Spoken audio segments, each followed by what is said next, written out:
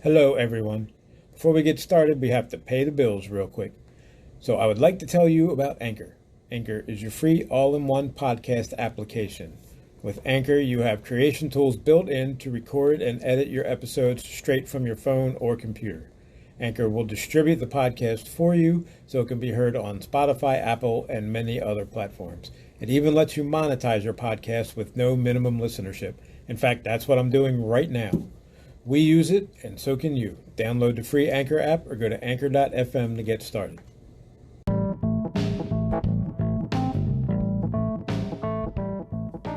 Hello, everyone, and welcome to Going 19, episode 24.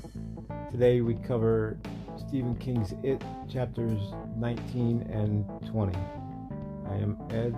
With me are Allie and Amber. Let's start the show.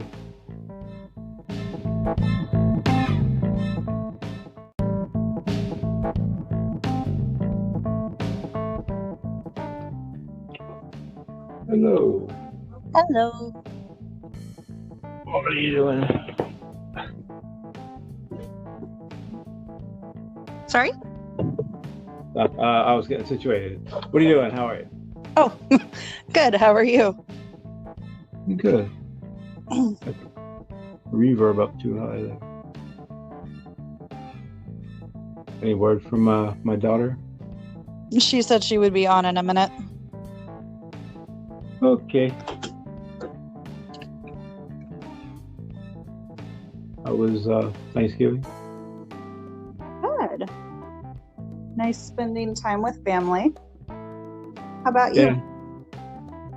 Yeah. We went out this year, so that was different. It was cool. I liked it. People always eat early on Thanksgiving. I find it a little weird. We do too. Yeah, we were eating dinner at like 12 o'clock. Yeah. I don't know if I'm ready for this just yet. Yeah. We went out too, and we had reservations when they opened at 11, so it was like Thanksgiving brunch, basically. Yeah. We really stuffed, take a nap, and then you want dinner. So we made our own turkey and stuffing and all that stuff, so we still had leftovers home. So that's the best part. Nice. Yeah, go ahead. Still waiting on my lovely daughter.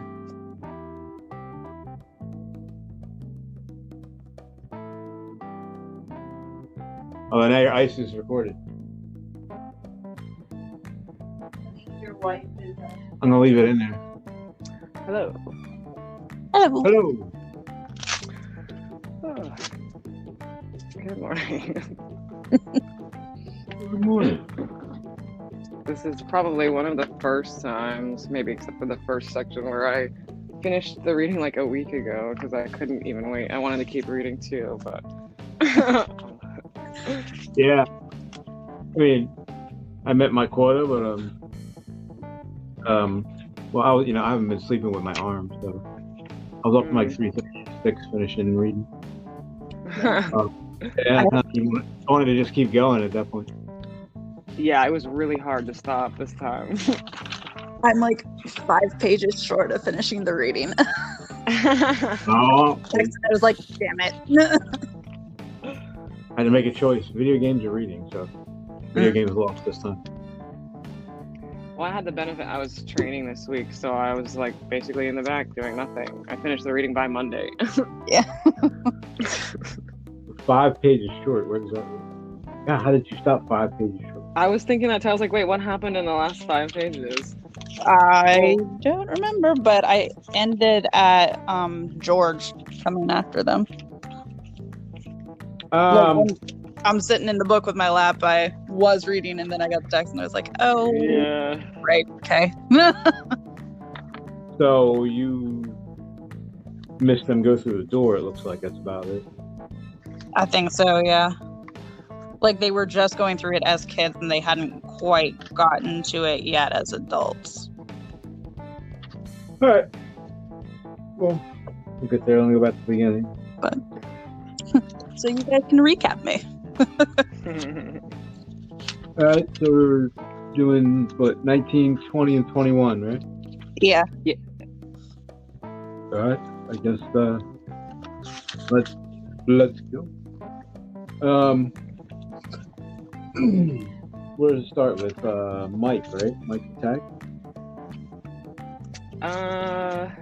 Pretty much.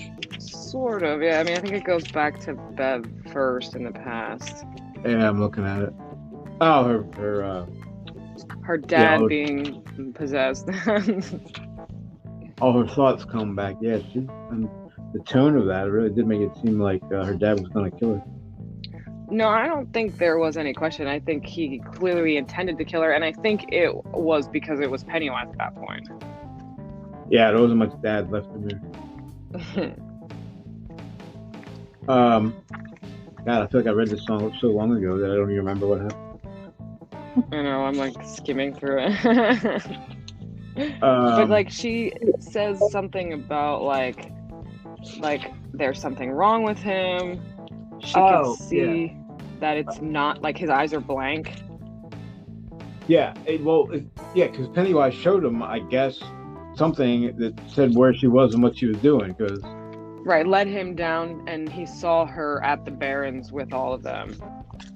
With the boys, and she sounded like Tom Rogan. Smoking? Yeah, I know. The smoking? Like that, this must have been not long after he quit, because every time he mentions smoking, it's like the most evil thing in the world. Yeah, because he's so righteous. Right. So Dad immediately assumes she's doing them all, which is actually wrong. It just hasn't happened. I do also think, like, especially back then, but maybe even today, like if I found out my daughter was hanging out alone with 6 other boys, I'd be like, well, that's interesting. Well, I was trying to think about that, and I don't think you assume, but I guess sooner or later, something's probably going to happen just because of puberty and curiosity and all that. Right. Like, it just feels like even maybe if there was one other girl, but that doesn't really make it much better. At least you get to pair off at that point. She only has half the load, so to speak. But obviously, I think like his directed or enhanced anger, I should say, comes from his own interests, shall we say? Her dad? Yes. Because like she's assuming that every guy she meets would want to sleep with her because even her own dad wants to sleep with her. Oh, I mean, probably not too far off either. Yeah, that's what I mean. I think a lot of that comes from his own head. He's projecting. Yeah, but I mean, you, as women, most guys you meet do want to sleep with, generally speaking. Okay, but you're gonna tell that to an 11-year-old girl? Well, no. I'm just saying he wasn't. Yeah, I don't know. He was definitely possessed, but it got really weirdly sexual there at the end. Like it had that undertone. Maybe I think I've used that word before. Did it? Yeah. But it wasn't like it was something you were like, is this happening? Or Well, but I think... Sorry, go ahead. Okay. I was just gonna say, I think again, this is Pennywise in her dad. That's not really holding back anymore, even about joking. Like he's like, yeah, I'm interested in you. Wait, her dad said that? No, not literally, but like okay, yeah. Through okay. Pennywise, I think the undertones are kind of gone. Yeah, she saw blank murder there. She saw it there. It's more than murder. She calls him a gray man dressed in khaki pants. What is a gray man? Is it a Bob Gray man? Maybe. And then he chases her. When people get chased in this book, they get chased for a long time. Oh, her journey is like horrible because she goes straight from this to. She goes straight from that to basically Pennywise in the sewers. Yeah. I mean, well, I was going to say is like Henry. the same. Remember, Well, she yeah, escapes them first. she goes straight to Henry, whose only job is to push him into the sewers, really. Right. So, she comes home and has this horrible thing with her dad, and then gets chased by her dad, turns the corner, and Henry sees her. So she goes into the Baron. Oh, yeah, she hides in the fort. Plus, like, she's got to be thinking, even through all of this, like, how the hell do I go back home now? Yeah, when mom's there, that's how you go back home. I don't know.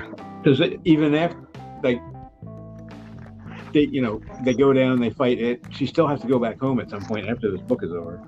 Exactly. Like, I was thinking that in the back of my mind the whole time that they're fighting, and I'm like, we know kind of what happens, so we have the benefit, but she didn't know that at the time. Yeah. These kids are just almost unbelievably brave. Yeah. I don't know if I'd have. Well, if they weren't, it would be a shorter book, I guess. Yeah, exactly. Because there's so many times where I'm like, oh my God, why are you doing that? No, stop that. And they're just like, let's go into the sewers. Let's climb in 1 foot wide pipe dripping with raw sewage. Oh, that was so gross, some of that stuff they were doing. Knee deep in slime and all that. But that also assumes that they had any choice anyway. Well, somebody made an appearance at the end finally. They definitely move slow. Give them that. It's weird. I just remember the turtle being. I mean, he kind of is weaved all throughout the book, but not. Somebody says turtle wax. I'm like, why is that important? Like, they don't really. You don't know that there's an actual turtle until about 1,000 pages in. You don't know unless you've read The Dark Tower, you don't know why the turtle is so important. Well, but wasn't The Dark Tower written after this? The turtle part was written. Most of it, I think, was, but I mean, at least the Guardians had to have been, because Shardik was in. Shardik was the Wasteland. Oh, that was Wastelands. That's right. That's how Wastelands opens, with them shooting and all that.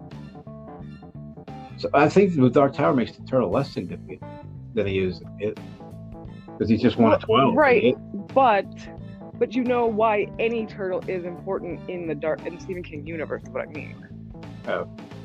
And plus, the turtle is definitely important because, like, he's a symbol of the rose, like, of goodness. Like, they look for the turtle to help them still in the Dark Tower. The turtle's the other force that it never felt before. And it contradicts itself all the time. I like how you were, like, kind of in its mind, but it at one point talks about how it was just him and the turtle, and then at the end it's like there was a presence of another. There couldn't be any other. It's like, well, stupid, you just said there was a turtle. It like something about it just assumed that the turtle was gone billions of years ago or something. I'm not up to right. That.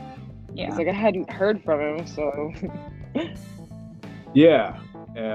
Which is a strange assumption. It's like, I haven't heard from him, so he must be dead. I'm like, right? That's not. No. Maybe you can verify that. Well, it does kind of beg the question, like, why now? Why is the turtle all of a sudden decided it's time for him to stop? Like, it's just too much evil after billions of years, millions, whatever. Hey, man, the universe is big. He's been coming for 1 billion years. It just took him a while to get there. I have no. Yeah, I don't know. Maybe because they managed to escape him the first time, so then he's like, "Hey, all right, now I'll help you. You passed round 1." Yeah, but the turtle is what brought them together in the first place. Whatever. It doesn't even matter. If there wouldn't be a story otherwise. Yeah. And then Henry has, Beverly went straight from her dad, and Henry confronts her, and he's got the knife. Yeah, okay. I have problems with this whole like imaginary thing, because I'm like, wait, I think I even wrote that down. I'm like, is the knife real? If it's not real, how can it... Like, I understand that these things can still hurt you, but it's like, so it's there and it disappears, and I'm like, I'm just having a hard time following this, like, Pennywise logic. It's real because they believe it's real, I think, is the answer to that. If they just don't believe that it's a knife, then Maybe that's what But they I should have mean, done. has there been? I guess it's like the same as the leeches or whatever. But I'm like, has there been other objects that have been used? Because I thought the whole point of Pennywise is that he can't actually hurt you. He can only get people to hurt you. It's like, and he can also get them to come up with imaginary weapons to hurt you. You know, Well, but I mean, Yes. he still kills people. Oh yeah, he kills them like because of their fear, but like he can't. I don't know what the whole thing is, like why he has to get human help. I guess because adults have a harder time believing. I guess adults have a harder time believing, but also like, because in one of the chapters, Bill is basically like, you know, why is Henry still coming after us? Why is he still, you know, dead set on killing us? And he's like, oh, it's using him. We can hurt it with magic, but Henry is real and magic doesn't affect him. So I think Henry was really just a contingency plan. Yeah, that's a fair point. Like a backup. Yeah, I think Henry's job was to push them into the sewers, and as soon as he did that, it all went to hell for them. Yeah. They didn't actually talk about that part yet, did they? Or did he, I guess? Which part? Victor, Chris. I mean, they made reference to it, but he didn't do the scene yet. Oh, no, like where they die? Yeah. They hear him Not screaming, and then old Henry, if somebody remembers, they see the bodies. Yeah, they see the bodies, they hear it happen, but they don't actually see it happen because they're further in the tunnels. But Henry talked when, you know, quote unquote present day for them, 85, he talks about what had happened in the sewers. But as to this point, we didn't actually see it. Like, yeah, because he talks about how he left them. Yeah. Yeah, he's apologizing his ass off. You little coward. I'd have ran too, shit. Yeah. Every man for himself. Yeah. Maybe he can't leave the lair. No, he does leave the lair, though, because he turns into... He calls himself a shapeshifter, which means he... And then he's stuck by the rules of the body he's inhabiting. So, I don't know why he does that. To make it a funner story, I guess. Yeah, I mean, I do think it speaks to the theme of Derry too. Like, don't forget, there are definitely like scary under your bed monsters, but like there are also just regular monsters everywhere. Yeah. I mean, Derry's, I guess he enhances, I think. So maybe it's just that something that was already there. Like Henry's already batshit, so he was just like, "Hey, go do this too while you're at it." Yeah, I mean, it's like Bev's dad. Like, you're enhancing the crazy that's already there. Yeah, I don't think he ever really starts from scratch when he possesses people. There's always a little something in them already that allows him to do that. Well, yeah, it's almost like drinking. Like it lowers all your inhibitions. Right. And your deepest desires come out. Pennywise how he really feels. Yeah. Yeah, it's a fair point. Like I said, the rules of that universe, Pennywise's world, are kind of weird. Oh, and also, so it's pretty clear that like Pennywise knows that she's gonna escape. Bev is gonna escape him and go to Henry, or maybe that's just a backup plan. Because I'm like, did he let her escape so that she could just run into their arms? Because he also, he gave him the knife to be ready and told him where to wait for her. That's right. Maybe there's only a limited amount of influence he can have on adults. Well, this is when they were kids. So I'm like, right. He was possessing her dad, chasing her around, and at the same time pre-planning for Henry to meet her after finished being chased by him as her dad. Maybe Henry didn't want to kill her in broad daylight. You know, in the middle of the street, like the Bradley gang. So maybe, I don't know. Did he fuck up by not killing her the second she showed up?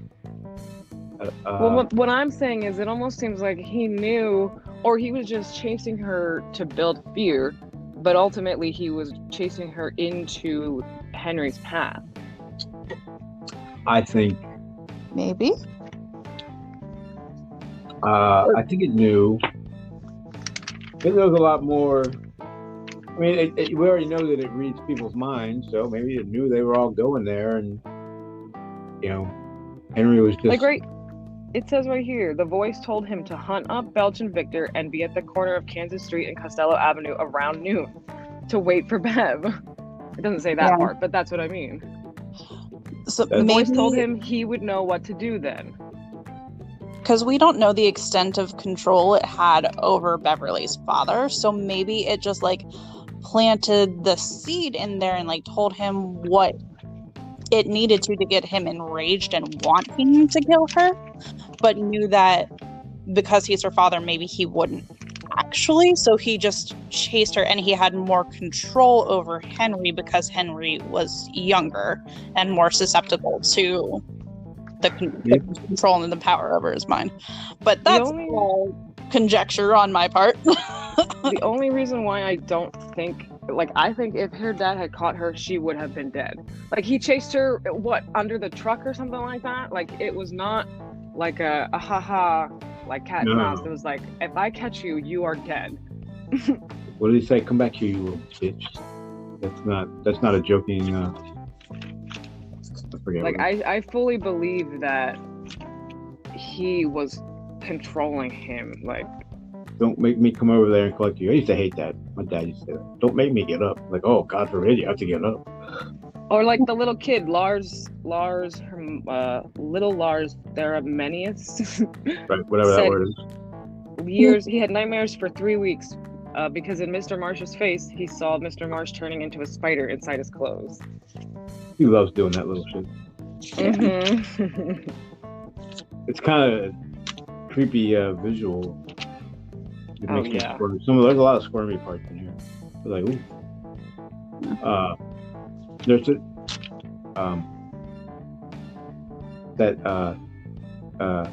Dope Sick made me squirm a couple times. Amber, you gotta see that. Anyway. Okay.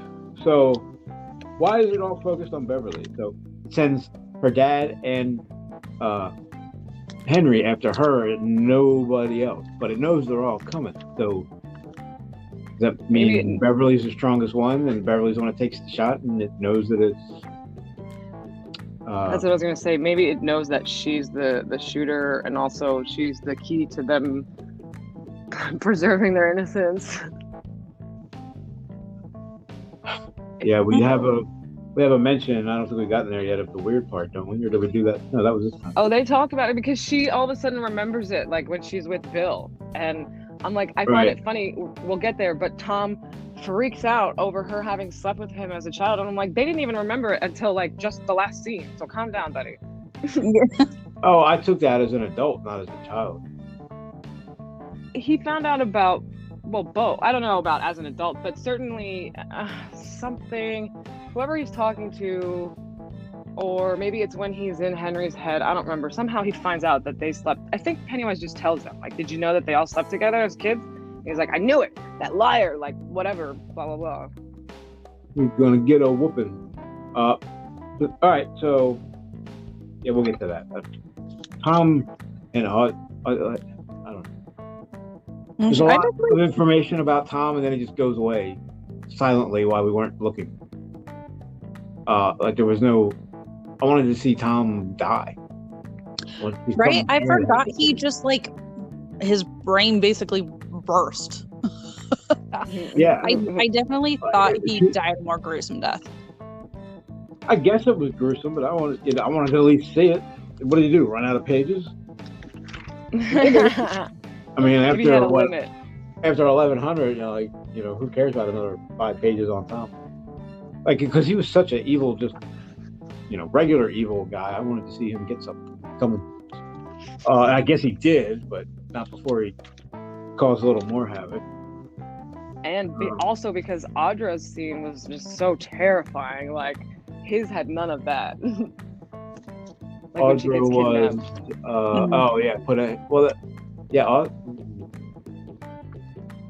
I didn't see Audra as terrifying. It was definitely I don't get that.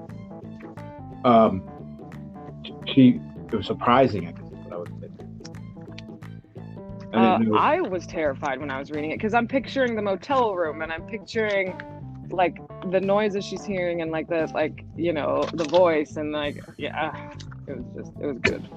Oh yeah, I definitely got chills on Audra's scene. Like the fingers searching under the door for her. Yeah. That part was in the hotel room was awesome. I was thinking about Tom. So yeah. Yeah, I did like that. I mean, like that. So Mike's in the library. He hasn't written since April 6th. I had to highlight that. That's twice now. That's my birthday, Allie, in case you don't know. Yeah, this part was getting confused. I started losing track of when they were kids and when they were adults. It was getting hard. I'm like, wait a minute. He said something like, and then Stan said, like, wait a minute, Stan's dead. So I had to like go back and go, oh, okay, they're kids now again. So so Mike's I guess alone in the creepy library at night with like one desk lamp on. That's kind of the way I picture that. And he keeps hearing shit in the shadows, which is terrifying enough in itself. And then he thinks it's like one of its glamours, and it's actually not. It's Henry fucking Bowers in the flesh, who magic doesn't work on. Yeah.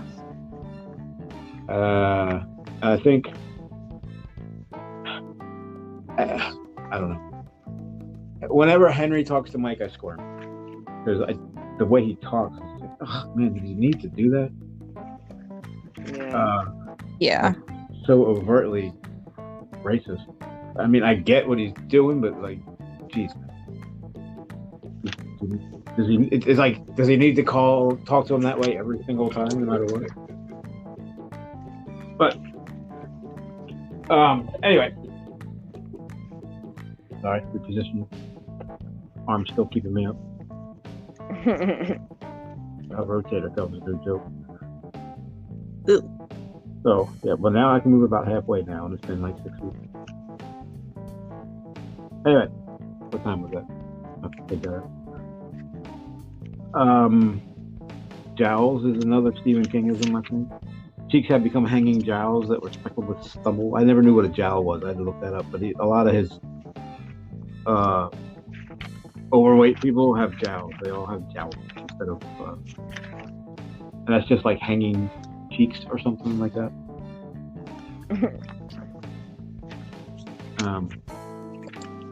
Really weird. So Henry comes in. They talk about the voices. Oh, Henry does say that he saw Frankenstein tear off Victor's head. Yeah, I was like, oh, Frankenstein is Henry's biggest fear. That's interesting. Yeah, like. I think it was another one of those situations where, like, Victor was the one that said, it's Frankenstein, and they all just saw Frankenstein. Kind of like when Richie was like, oh, it's the werewolf, it's the eye. Yeah, I got the impression that it came from Henry's head, though. Like, maybe Victor saw it because Henry was afraid of it, but I don't remember why, so I can't find that. It's Victor's I don't know where I read that, but...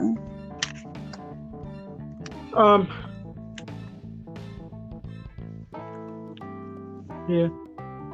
I forgot what the hell we were talking about, so. That I haven't been sleeping right. Henry Frankenstein. It tore off Victor's head. It should have hurt it, and it sounded like a great big zipper going down. Then it went after Belts fought it. That makes it in the book at some point. I want to see Belts fight. So Belts is the one with his like face split in half. Right? Victor doesn't have it. Belts was driving the car, right? Yeah. Again, how? Like, is Henry just believing that he's being driven across town? I guess. Like I said, I don't trust the rules of this universe he comes from. I could just be sitting in the middle of the road with no car if I got distracted. Stop believing for a second. Don't look down. What? I said, don't look down. Oh, yeah, right. Get some, talk about. You think rug burns bad?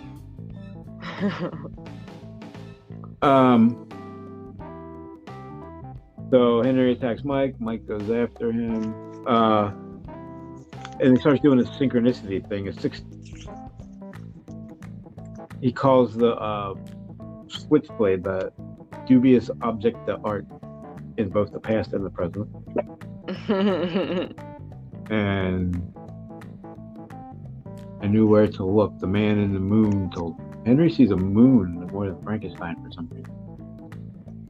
Well, probably because, I don't know, because it does start when he's a boy. I don't know. I'm like, Juniper Hill, maybe that's the only thing he can really see, but... Well, yeah, that one part where he's a kid, he talks about the moon or something, so... Yeah, anyway. So they have it out. What, long? I think Stan's head shows up in that scene, doesn't it?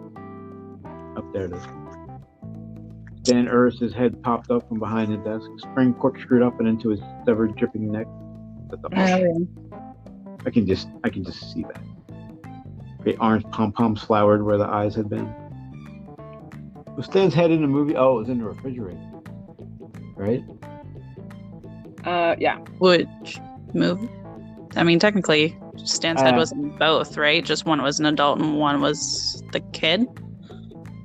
I remember in the original. Stan's severed head was it? I think it was the new one, but I'm not sure. I know in the original, his head was in the fridge because I can picture Mike opening it and then him like saying, I don't remember what he says, but he says something funny. He's like, "Hi, Mikey." So, yeah. Yeah. Okay, so that was the first one. I like the image of the dripping bloody head on what do you call it? Spring, coiled spring for a was that Jack in the Box?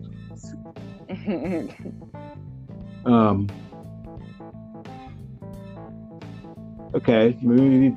Wait, Victor lost his head, right? Not Belch. Right. Yeah. The head at the end of the creaking, dipping Jack in the Box squealed and laughed. Mike, feeling sick and dizzy now, looked back and saw Belch Huggins' head. Human champagne cork wearing a New York Yankees backwards cap turned backwards. Or maybe just put it on the spring. Alright, I think that's enough of Henry's attack. This whole chapter is really long.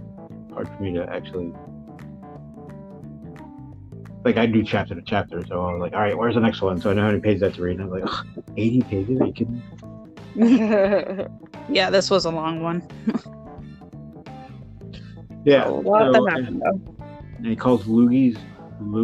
I've never heard that before. A large Louis hocked a remarkably large Louis on top of his head. Oh, that was Beverly. Am I back in Beverly?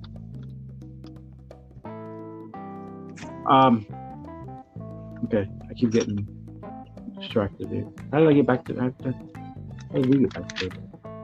Oh, because we went to Henry real quick. I guess what I should have done was looked at the actual headings of each chapter. It says, based on the time, you can tell if they're adults or if they're kids. Yeah. Because it's like I was gonna say it tells you. Yeah, well, I didn't pay attention. It's 3 a.m. I was reading it. Plus, I think it just goes back and forth. It does. It just keeps going back and forth. And they do the kids one, and then they do the exact same thing as adult, or the adult version of it. All right, then we go back to Bev and Bill, who I don't know, I was kind of disappointed in that scene too. Me too. Like they threw away his marriage for. It's just the thing I wrote down. I'm like, why is he so okay with cheating? Like, he talks about it a little bit afterward, but it's just like he's just like, oh, this is gonna happen. Like, what wife? I don't know. Maybe the turtle wanted him to do it. I mean, maybe in It Part 2, she's pregnant with Bill's super child to fight the breeding eggs from the spider. That was maybe the worst. I forgot about that part. It was female and it was pregnant, so it was going to be. And spiders don't have like 1 or 2 kids. Yeah. They have hundreds at a time. Like, Is the assumption that this is the first time that's happened? Like, why? Or that it's happened many times in the past? Oh, with Bill? No, with it being pregnant. Like, why would this be the first time? Well, maybe it takes a million years. Maybe you're pregnant for a million years. I don't know. There's a lot of why now in this book, and I guess the answer is because this is when he wrote the book. Well, what I was thinking was more that it's not the first time, and that there are millions of these creatures out there. Oh, well, that's really terrifying. I was terrified thinking of these things hatching. But you're saying they already hatched and are out running amok. I don't think there'll be much work left, right? Maybe they go to there are other worlds than these. Yeah, well, yeah, Toadash. Maybe this is where the Toadash come from. This All is from it. yeah, they're gonna eat themselves out of existence because I can't see it being too long before like all humanity would be gone. A couple hundred of those things running around, take down the country in a couple of years. I mean, somehow it still gets everything it needs from Derry, which I don't even know how people are still living there. So, right? You think it'd be a ghost town? Okay, that's just Derry. Yeah. Maybe that's why it has it gives them 27 years to repopulate somewhat. That's exactly what it does. Yeah. I was thinking of that while I said it. Yeah, because it only shows up every 27 years. So you got 27 years to hurry up and breed again. And basically, the people in that town are just creating food for this monster. Yeah. And then he does this thing again where if they'd have went to Bill's room, they'd have heard the phone ring, but they didn't, so this happened. Yeah, right. It's like, yeah, thanks. We already know she's screwed. Right, literally. Kay was calling her. See, and they build that up. So you're like, all right, Kay called, and she missed a call. So, no, you said if she went to Bill's room, wasn't that Audra's call? No. There were two calls. His key. If they had gone to Beverly's room, they would. I had it backwards. All right, you're right. So they went to Bill's room instead of Beverly's room. So they had gone to Beverly's room. They would have seen the message from Kay in Chicago. Yeah. Yeah. And then if they hadn't left the room when they did, they would have gotten Audra's call. After Kay's frantic call, after Kay's third frantic call, he finally remembered to post the message. Nice guy there. Yeah. This being hysterical the first few times wasn't enough to get it through. I feel like, remember she was tortured into giving him her exact location. Like, call the police. Like, what are you doing? Yeah, I was wondering about that. Like, they held her and beat her and kidnapped her and left. And she's like, all right, now what am I going to do today? Let me leave some messages. Yeah, why aren't the police in Derry looking for his ass? Because, well, that's just Derry. People tend to forget in Derry. Mm-hmm. Yeah. I know this is not exactly what we're talking about, but I had a question about that. Like, are they implying, because specifically, when the old man sees Bev being attacked by Henry and them, and she says that he has a face, like, quote, as blank as Belch Huggins, which is to me, implies some kind of influence from Pennywise. And I'm like, are they saying that, the people, when they ignore what's happening, is it because they've just reached a point of exasperation dealing with this thing? Or is Pennywise somehow blinding them or making them look away? I think it's Pennywise mostly, but as adults you don't see everything that you saw when you were kids. Yeah. But they're still going to see some, but so I think they mention it. They mention it as kids too, like how everything kind of just worked out perfectly, that nobody is around or asking where they are on the one day that they know this battle is going to take place. Like, I'd say that's turtle. Well, yeah, no, actually, I was thinking more it was a bad thing because, again, making it seem like they're on their own, like nobody's going to help you. Maybe. Well, there's no one to question what you're doing. Not that they ever did, I guess. Right. That's the whole point. They don't give a shit. They're going to look the other way. Yeah, maybe. I don't know. It's interesting. I just always assumed it was the people being the people, but I think there's a degree of like, you don't need to see what's going on over here.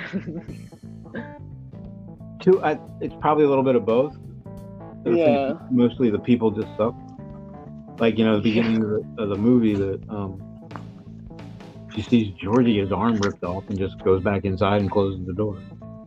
But again, it's like, maybe we've been judging them. Maybe that's like they don't see what we see because, I don't know. Like they're blinded to it. I don't get that tone from the book, Yeah. but maybe it just seems. I think they see, but they don't care, and maybe that's the extent of what he can do.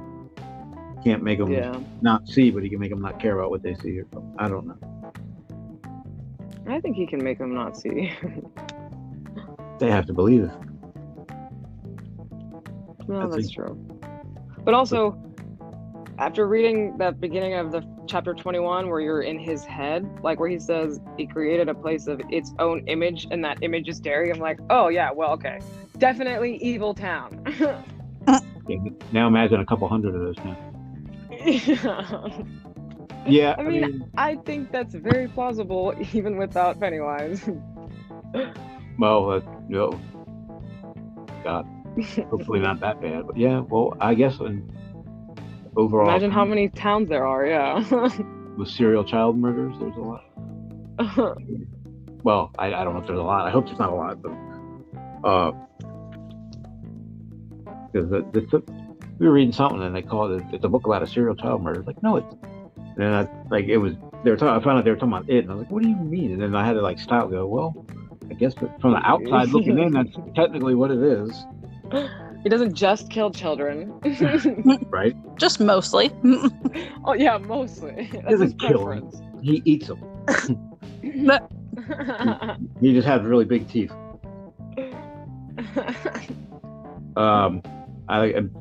Beverly asked Bill if he has second thoughts, and he's like, "Second thoughts? I always have those." and then she goes, "I don't hate him." Like, whoa! You just did it, and you're bringing your dad up. Red flag. I mean, have you seen her history? Like, has she had therapy anywhere in here? I think she's having it. Yeah. Her own special therapy, but yeah. Great. I don't. We're not there yet. I don't understand the whole sex thing with Stephen King in this book. Kind of disappointed in the choices, and I really don't understand the group orgy that's coming. But I mean, I think everyone knows that some of it, maybe a lot of it, is drug fueled, and I'm sure he doesn't always remember the things that he writes. Like if he just writes down what comes out and then doesn't think about it. No. I mean, but he has editors and stuff too, so it's like it's not like nobody ever read this.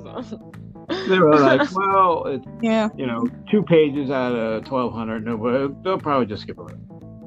No. I mean, I read it when I was 14, and I did not remember that scene one bit. Like my friend had to tell me about it, like whenever the first remake came out. They were like, "Yeah, can you believe that?" And I was like, "That didn't happen in the book. What are you talking about?" There's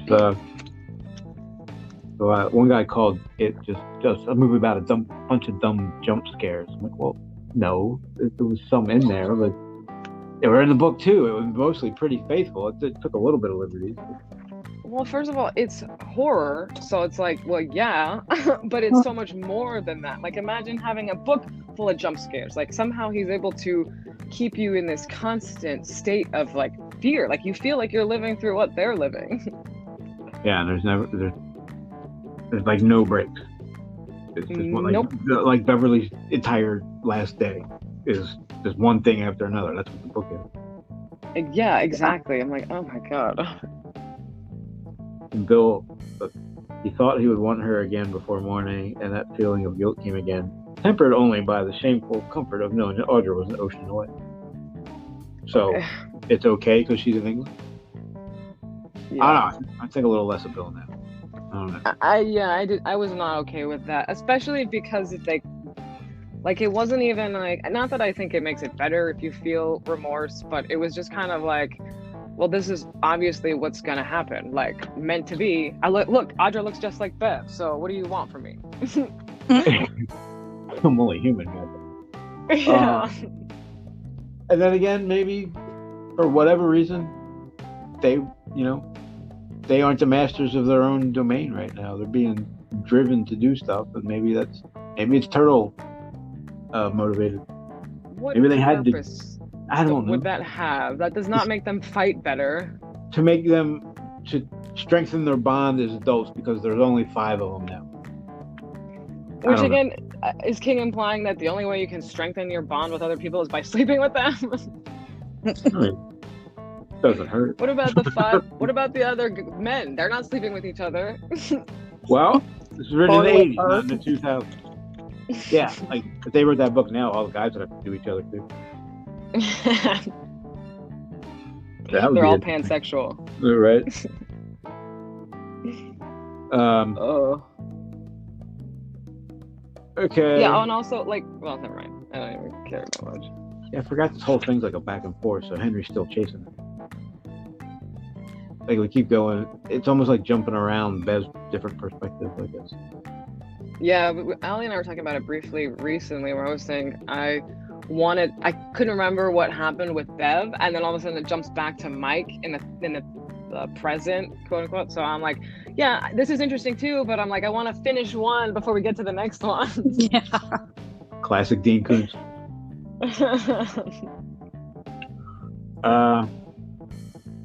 Yeah, so then Bev goes and hides in the fort. So maybe, did I bring this up before? The underground fort, how do they keep the rain out of it? Because that's what I'm thinking. If there's a rainstorm and I'm in the fort, it's getting flooded, and you won't be able to use it for, I don't know, a long time. Yeah, because it's gonna, like, it's just wood that they've supported it with, right? There's no sealant or anything. Yeah, there's no rubber seal or any of that. Like, you would need you would need rubber around the trap door if you think about it working. At the very least, like a tarp. Yeah, so every time they're like, "Oh, Ben was already in there," and I think it may not have been raining. Oh no, it doesn't rain till they're adult, but it had to have rained at some point during the summer. I had a definitely, yeah. I mean, yeah, that's just. I agree. I don't. Whatever. It doesn't doesn't hold up. So Ben's in there, and they have the radio, and shut it off. Even that scene, yeah, like I felt like I was holding my breath. Like, you can just picture it. I can picture it up to the point where they're standing on top of them two, and the wood's cracking. Yeah, and how no do one they not hear that? What's that? Well, especially like Belch is literally sitting on the door and it's cracking under him, and then like, how do you not feel that or hear that? Right, like ground doesn't normally just crack when you sit on it. That's awesome that he was like sitting right on top of them. He almost fell into their face. Yeah, I mean, even walking on that part, it would. And if you weren't paying attention and just like running through, but if you were standing there, you would notice the difference. I would think in the sound of your footsteps. Yeah. It would be like a more hollow sound than just a ground. But I gotta imagine it would also like give in a little bit. Like it feels different than the ground. Yeah. Yeah. Well, if the thing was cracking, it definitely shifted position, so he would have felt something. I think that scene is to increase the terror, but it's a little unrealistic. Like, you didn't need to have him standing on it. He's not smart enough to think they have an underground club, like, I promise you. Yeah. Not till I see him come out of it. He's like, son of a bitch, I'm standing on top of him. Up until the point at which finally Bill is like, crap, they're watching. Wait, is it Bill that notices first? Or that realizes first? I don't know. That Eddie. They're watching them? Well, Eddie, yeah. you get it from Eddie's perspective, and he says, "Hey, Bill," and Bill's like, "Yep, they're watching." So I don't know who noticed it first, but As soon as up until they realize, I'm like, I just had such a bad feeling. I'm like, I hate this. They're not supposed to have the upper hand. They're stupid and they're bad guys. It's not fair. hey, no fair. Well, and then I think it worked out for Ben because Beverly was all up on him. He didn't know what to do with himself. Whenever it comes to Beverly, and they talk about that as adults, maybe it should have been Ben and Beverly, and I'm like, no, it wouldn't. There's no way because he was too infatuated. Like he would have lost his mind if she actually tried to kiss him or something. It's almost. I mean, I get it because he was like 12 when it started, so it's definitely like a schoolboy, childhood crush. But again, it's like, actually, I kind of lost my train of thought there. Ben can't be with Beverly? Yeah, but like... almost like not until it's all over, because it's almost like Bill needs the strength from Beverly, like needs all the love from Beverly to help power his imagination fuel or something. If she's the one with the slingshot, shouldn't they all be giving her strength? That's kind of what I was trying to get to. I couldn't quite get the words. It's like she's the source of all of their strength and like their power and their love, and it's like she's the most important one. Well, I guess you could argue they're all important in ways, but seemingly she's like, especially because they all got to sleep with her. Yeah, and I don't want to get too graphic, but there's 11-year-olds that haven't reached puberty yet and wouldn't have been able to do that. Mm-hmm. That was my first thought. I was like, when I was 11, I didn't even. I mean, I kind of, sort of. I don't know, maybe not. I can't even remember. But it feels like I didn't know anything at 11. I would agree with that. And I don't even know how... Well, I don't know, whatever. I don't remember how the scene goes, so I don't want to speak to it, She referenced it. I think when they were doing it, right? Or right after, she's like, oh my God, I screwed over. Yeah, because all of a sudden she remembers, she's like, oh, crap. Yeah, he's like, well, you had to. Don't worry about it. Come back here and let's do it again. Audrey's across the ocean, so yeah. The turtle said it's okay. That's right. The turtle is not monogamous. Well, I guess he is. He's the only turtle. Oh,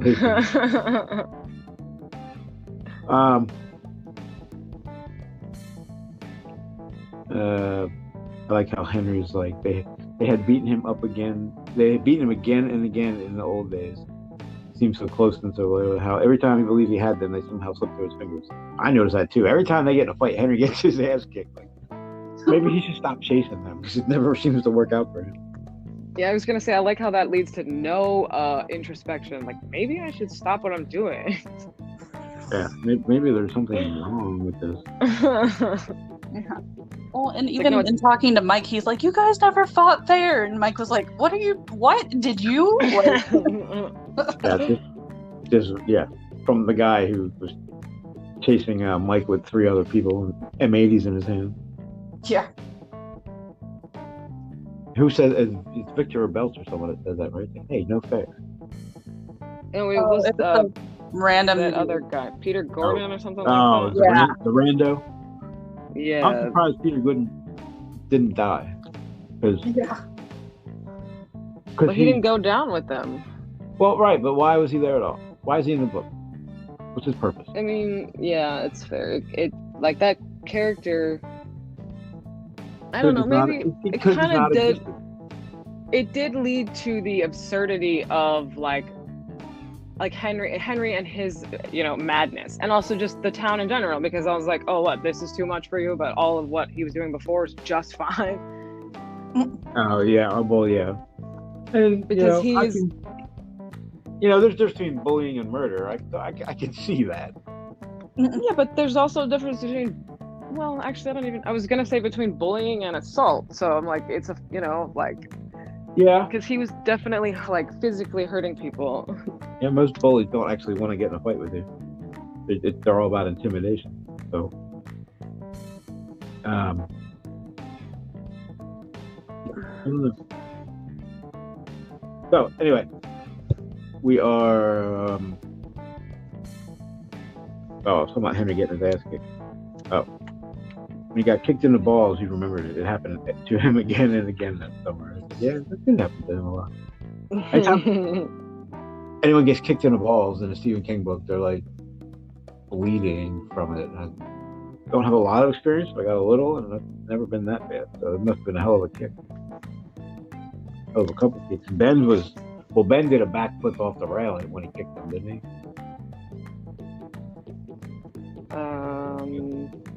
At the very beginning. Yeah, that's when he tumbled down the thing, and they started chasing. Yeah. He basically used Henry's balls as like a springboard and went over the guardrail backwards. Yeah. All right. Well, then Henry gets his magic knife. This is the next part. Did you see the return address? No. Mr. Robert Gray, Derry, Maine. Oh yeah. I saw that name. I wonder where it would go if you tried to return. Like, I don't want this. It's imaginary. I don't trust it. Can I get a real one?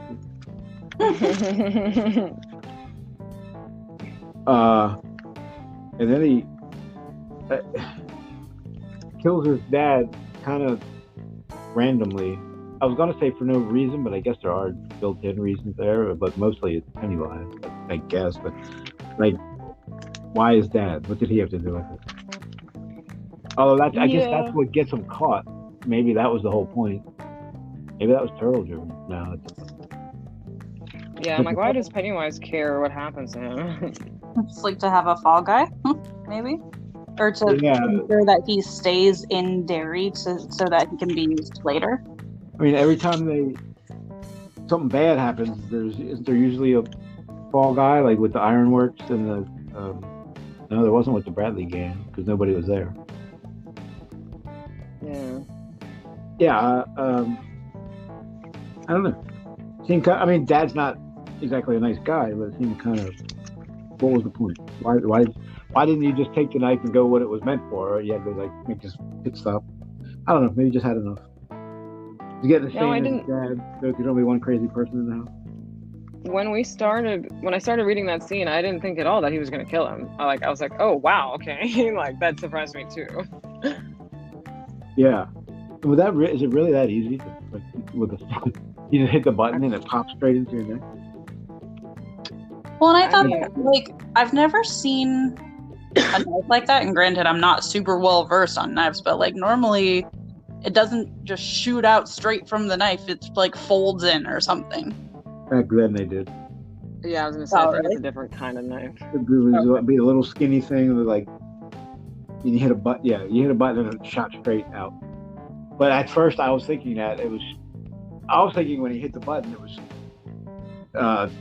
swiveling out on the side like you said, but it was an automatic one. And then I had to remember there's 1957, and I'm pretty sure I can picture a white. And someone in some movie had one that I can picture. So it's like a white handle, and it's got the handle guards on it, I guess you'd say, and then there's a button, and it pops straight out. So that makes sense that way. Okay.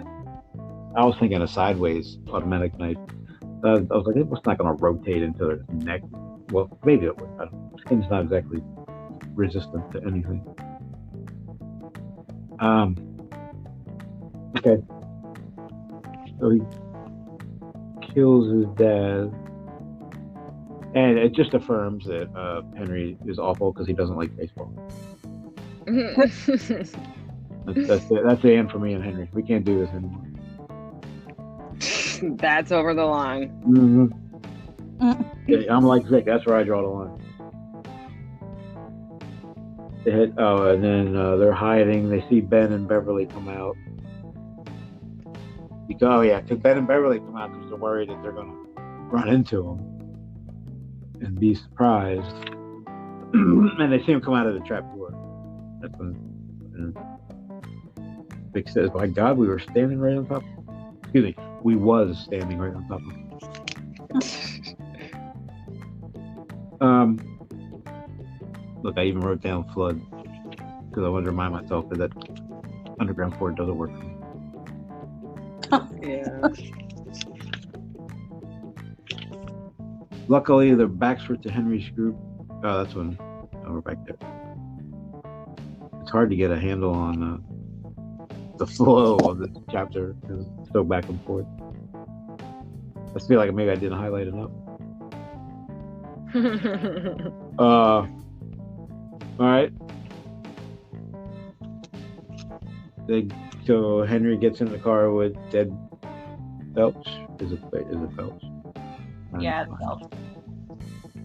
And he just starts apologizing for running off for some weird reason. That Belch is like, "Shut up, nobody cares about." Yeah, since when do you have a conscience too? Right? And that's what you're sorry about? You ran that all the shit you did, that's what you're sorry about, that you ran? But he wasn't even really sorry that he ran because he would have gotten killed otherwise. Right. Well, they do say in this, right, I wouldn't be sorry about that. I'm sorry you died, but it doesn't mean I had to. Although they're only there because of him. Like, it's like captain going down with the ship, you gotta stay on. Which is the dumbest thing I ever heard. If you can get off the ship, go. They do kind of say what happened. It's like he remembers the end suddenly for Belch and Vic. Victor shrieked at Frankenstein. And then his head came off halfway through the second time. Vic's head was flying across the shaftway to strike the stone work of the far side with a sour, sticky thud. Okay, then Belch stared. Belch up the front. Is it? You know what? There actually is a death scene here, and I totally forgot about it.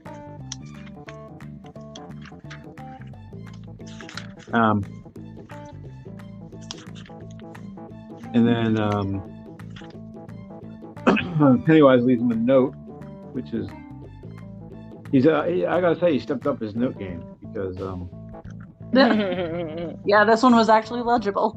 Yeah, it was typed like he had a secretary do it for him. Like, Miss Todash, take a note.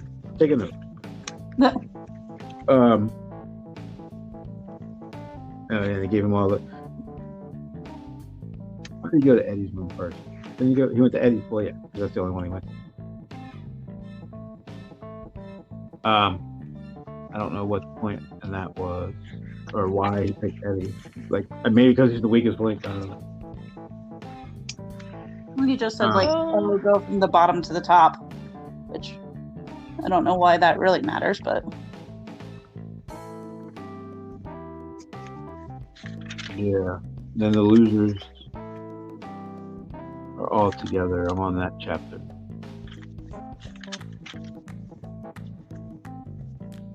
And then somebody calls out Stan for somebody calls out Richie for always calling Stan Jewish names. Like, yeah, about time. And I didn't even realize that, but like he never just says Stan. He's like, Jews don't eat food anyway, and he always says stuff like that. But Stan's like, yeah, it's like those two are usually it's the ones Eddie. yeah, You're pretty fucking mean to Stan. How would you like somebody to say all that made up shit about you just because you're a Catholic? Right. And then he says, yeah, what does he say something about Catholics don't? Oh, Catholics do plenty. Yeah, well, yeah. Yeah, they have their own. He says, my dad told me once that Hitler was a Catholic and Hitler killed billions of Jews, right, Stan? Oh, that's is Hitler a Catholic? I don't know. I don't think that had anything to do with it. Maybe. Yeah, I mean it's. I like how Eddie's hand crept into his pocket and reached touched his aspirator. He didn't know what all this was, but he also already knew it wasn't good. So he's just fascinated by the fact that he knows the aspirator is useless and he's just still using it. I don't think I would give it up if I didn't. But I guess his personality is such a crutch. He doesn't know how to live without it. I don't see it that much of a stretch because it's an anxiety relief, and like there's a lot of things that people turn to relieve anxiety. yeah. Well, and like Mr. Keene said, like it's a placebo, but placebos do have an effect if it's just something that like you believe in. It's like the only non-magical magic of the book. Yeah. You guys talk for a second. Gotta excuse myself for a second. Where were we? Well, maybe. Oh yeah. The knife is kind of like the aspirator. Like it is real, but it's something that, you know, like Pennywise controls, but in this sense, it's the other hand where Eddie controls it, and it's his own like form of magic. Yeah, I mean, I definitely believe. Like, I don't remember exactly what happens with Eddie, but I believe that it's his, like his bird book. You know what I mean? His way. Yeah, like, that's what he believes in, and that's what helps him. His sneezing powder. But I do also, like, I understand that, like, there are people, like, it's very much like you were saying, mental, believing something will work, I think it can help make something work for you. Like, obviously not all the time, but it's definitely partially in your attitude. Like, if you don't believe something's gonna work, then maybe it won't too. Yeah. Well, maybe that's why he had to continue using and believing, because like he brings an entire bag full of prescriptions and stuff. He had to hold on to that to hold on to the belief that it'll work to beat Pennywise in the end. Well, yeah, again, that I think is part of his, like, his OCD or his, you know, I don't know what you would call it, but his anxiety related to, maybe hypochondria. Yeah. But just like, if I have all of these medications, then nothing wrong will happen. Nothing can go bad. Yeah. If I'm armed against everything, then nothing can hurt me. Well, it's definitely hypochondria. There's no doubt about that. But again, if you believe, I guess is what that comes down to. Yeah, and that's what we were saying. She was saying is like it's part of his using the or whatever is. I don't actually know if this is what you were saying, but I just thought of that too. Like, maybe it actually does help him in some way more than just mental, because he believes it, like Stan's bird book. Yeah. Yeah. And we actually find out the reason Mike has a bird. I didn't remember that either. So Eddie says, I thought this was just in the movies, but I feel like somebody's watching. Like, oh, they're there, all right. People say that all the time, and I always wonder if I would know that too. I'm like, I wonder what, like, I'm sure I've felt it, but I always wonder if it's really that spot on. Like, you just know someone's watching you. I can say I've felt it. Maybe not every time that it's happened, but there's been times I turn around and see someone staring at me. Well, I mean, there's also been the reverse of, like, I've felt like someone's watching me and there's no one there. Right. That you know Are you there, of. ghost? Yeah. Are you there, ghost? Just because you're paranoid doesn't mean nobody's watching you. Yeah. And what's with the damn Parcheesi board? Yeah. Yeah, there's a Mel Gibson movie called, I think it's called Conspiracy Theory. And they like break into it, and he's like the ultimate nut. He's like, he believes everything he's ever heard, and these like government agents break in, and they're like, "You were right." He's like, "I was." About which one? He kind of has no idea why they're after him, because he hit the mark on one of them. His theory. And what's with the damn Parcheesi board? Why is that being carted around everywhere? Like every time Eddie does something, it's like Eddie's Parcheesi board. Let's put Eddie's Parcheesi board in the clubhouse. Eddie grabs his Parcheesi board a little tighter. He probably, like, King probably played Parcheesi. Like, it's one of those random things that he used to carry around. Right. That's a Coke section. So Eddie opens. Eddie opens the door to Henry in the next part. Henry is still the worst fighter in the world. I mean, at least he got Mike this time, but I think Mike got him better. I think Eddie says that to Bill at some point. He looked, like someone had done a number on him or something. So they fight. Eddie gets his arm broken again. Synchronicity. Do you got anything about the fight? I don't really have anything to say about that other than. I think so. He picks up the phone finally after Henry's down, and I know that wasn't it. Who makes the phone call? And it's Pennywise. Oh, it's Mike. Mike tries to call, and Pennywise is talking to him, and Mike's smart enough to go.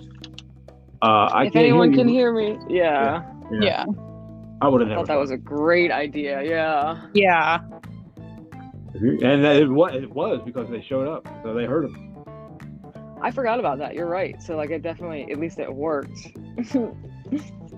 Yeah, like you're not real. Keep telling yourself that. So they have their fight, and Eddie. There's a lot of screaming. A lot of people are screaming in this part. Do it, Eddie. He nearly screamed. Because the clerk, this hotel clerk apparently isn't the greatest guy in the world. It took him 3 frantic messages to finally post a note, and then he's like calling him. He's like, oh, "Dude, it's like 3 a.m. You sure about that?" And then there's nobody answered or something. And he's not diverse. Maybe he needs a job outside of customer service. So I think now they're adults. Right, I gotta look at the time. Nope, they're kids. They were adults, yeah. So it was raining in the past too? Is that right? Well, I do remember like a storm started kind of like suddenly. Oh yeah, just to confirm, the thunderclap again. I remember that part, which made me think of thunderclap. Yeah, I was picturing a lot of these scenes like very vividly, like the sky becoming purple and black, and like thunder. I don't know what it is, but yeah, this whole section, like and that's why I love King. Like you can, when I'm reading it, I picture it, and it makes it real easy. Like I can't not picture it. Exactly. Like when he's one of the other authors. When I read it, like nothing in the outside world around me exists. It's just me and like I'm in the book. So yeah, the gray skies, the trying through the bamboo things. I didn't know bamboo grow in mud, but I guess it does. Like all that. There's so much visual, especially in this part. And I love the from the last part, that the flying bug things. Like I love that visual of them flying around, taking pictures, right? Sorry. Actually not taking a picture, it was a screenshot. Yeah, so I agree. The visuals are off. And they all so vivid. And then Bill and let's skip that page. I think it's Bill and Eddie. They're talking about. Bill says, "Why haven't they tried to get us, Bill?" Or Eddie says that. So, Bill asked. So now they're all starting to feel it. Henry expected them to stand and fight. It expected them to stand and fight and be killed. Because I always wondered. Yeah. So Henry's chasing them. To this point, Henry's not much of a threat if you really look at it, because they beat him every time. They still think he is, though. But I mean, why run from him? Why not just stand and fight?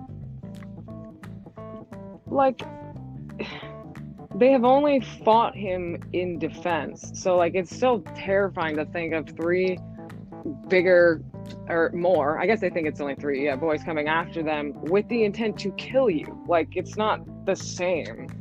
Yeah. Like, there's no guarantees. Yeah, it's not a regular fight, that's for sure. And they all know that. And yeah, no one wants to deal with crazy people. You don't know how that's gonna go. They don't follow the rules. Especially when Bev's like, he's really gone crazy. Like, he's been crazy before, but this is a new level of crazy. Where they're like, oh, maybe he actually would kill us this time. I think she says that. Like first she goes from my dad meant to kill me to Henry Bowers meant to kill me. Yeah. Anybody know what Thanotropic means? I didn't look it up. He glared at them, they drew away a little, their eyes shiny, almost Thanotropic with fright. I wrote it down to look it up, but I never looked it up. I almost feel bad for Belch and Vic. Like, he keeps talking about how their eyes are gray and half-lidded, like they were being possessed the whole time. But they didn't even know what was going on. They were just being used like puppets, and then they were dead. That's almost worse. Like, I mean, and they didn't really do anything to anyone. I don't think. Maybe. Who got caught and beat up? Vic kicked somebody. I think it was like, Eddie. do you feel like I guess in the sense of like there's a lot of kids who have been killed innocently, but I don't know that I necessarily feel bad for them. Like, they're not good people. Yeah, they still had, they could have turned into good adults. They're still kids. They got dragged into Henry's craziness and yeah, maybe it was like catching. They were getting like, well, they're definitely being possessed. That was what I was saying. The gray light in their eyes or whatever he said. You could tell that like they weren't actually there, because at some point, I think Vic clears his head and he's like, "Holy shit, let's get out of here," and then he's dead. Something like that. I don't know if that was this one. But yeah, I kind of felt that. Too bad. I guess I feel worse for Eddie Corson than I do for Vic and Bo. And then he keeps doing this reality thing. They had at some point, actually I like this part, and maybe I'm too early, I think I am, but when they go through the door, they talk about being ghosts and not existing in reality anymore, which made me think, Pennywise's lair, it's its own world. It's like going through a wormhole. Like it doesn't necessarily exist on Earth. Like when they went through that door, they went to, halfway across the universe for all we know. It gives it that otherworldly feeling. Like they're not in Kansas anymore. It also makes me nervous because they're not doing it, but it's like going toe dash, and I'm like, you don't want to mess around with that. Yeah, but their bodies went too. Well, meaning like it just makes me think of it because it's a movement between worlds, and it's like, how else you move between worlds? Yeah. Probably. I've lost my point again. I'm in trouble finding my rhythm with all this back and forth. So I was looking for something ahead real quick. This is random, and I realized I don't know how I did this, but I didn't read all of chapter 21. I thought we were done at 20, even though I knew it was 3 chapters. So this might be a little shorter than we were planning. Hey, I didn't finish those last 5 pages, so worked for me. Yeah, I realized something when you said something. I was like, wait, I didn't read that part either. And then I was like, oh my god, no wonder I finished the reading so early, because I didn't finish it. I kept thinking I had to get to 10:23, and then I was like, oh fuck, that's the beginning. I got another 40 pages after that. Those are my page numbers anyway. I don't know what you're doing, but so we would just do 20, so not 21, right?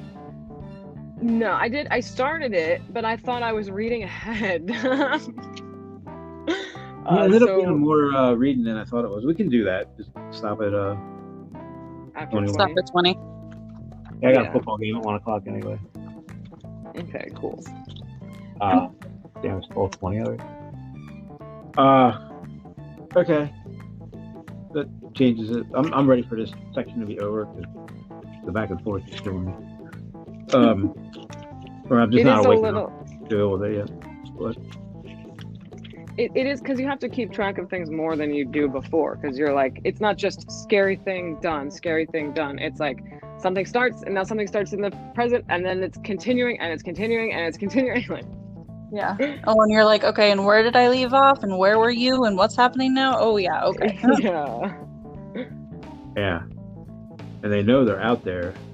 And then, well, they finally break cover when rocks come flying out of there. And, like, I think Bill gets smashed in the cheekbone and somebody else gets, like Jesus.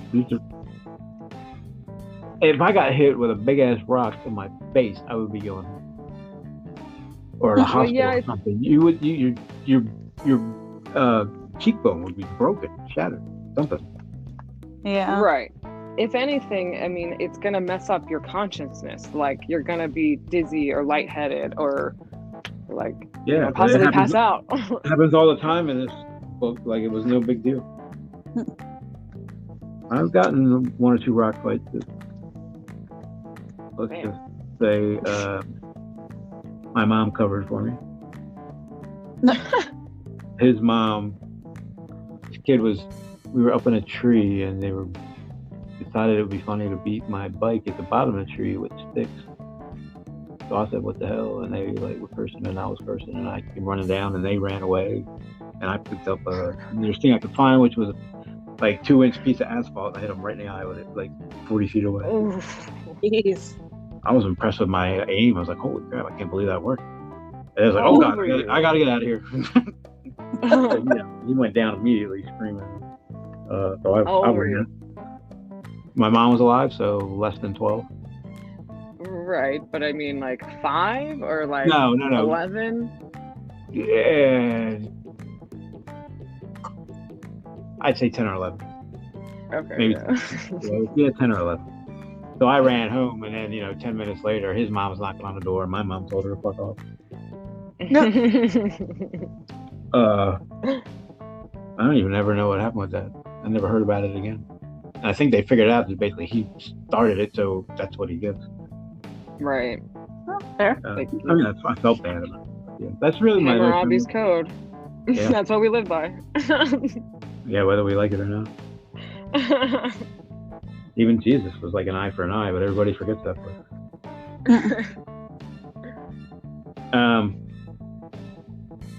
So yeah, I guess it's not really. Mine wasn't really a rock fight. So rocks come flying out of the bushes. Well, I'm the only one that threw rocks. We used to go in the trees. Like, how do you even know what it's like to get hit when you're the one that threw it?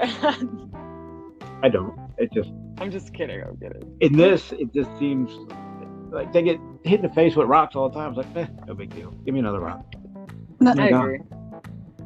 But maybe, I mean, like one of them he calls a chip of concrete, which I'm like, how big is a chip? Like, the size of your nail or like the size of a baseball? Well, yeah, I've seen some pretty skinny concrete chips, so like maybe there wasn't much to it.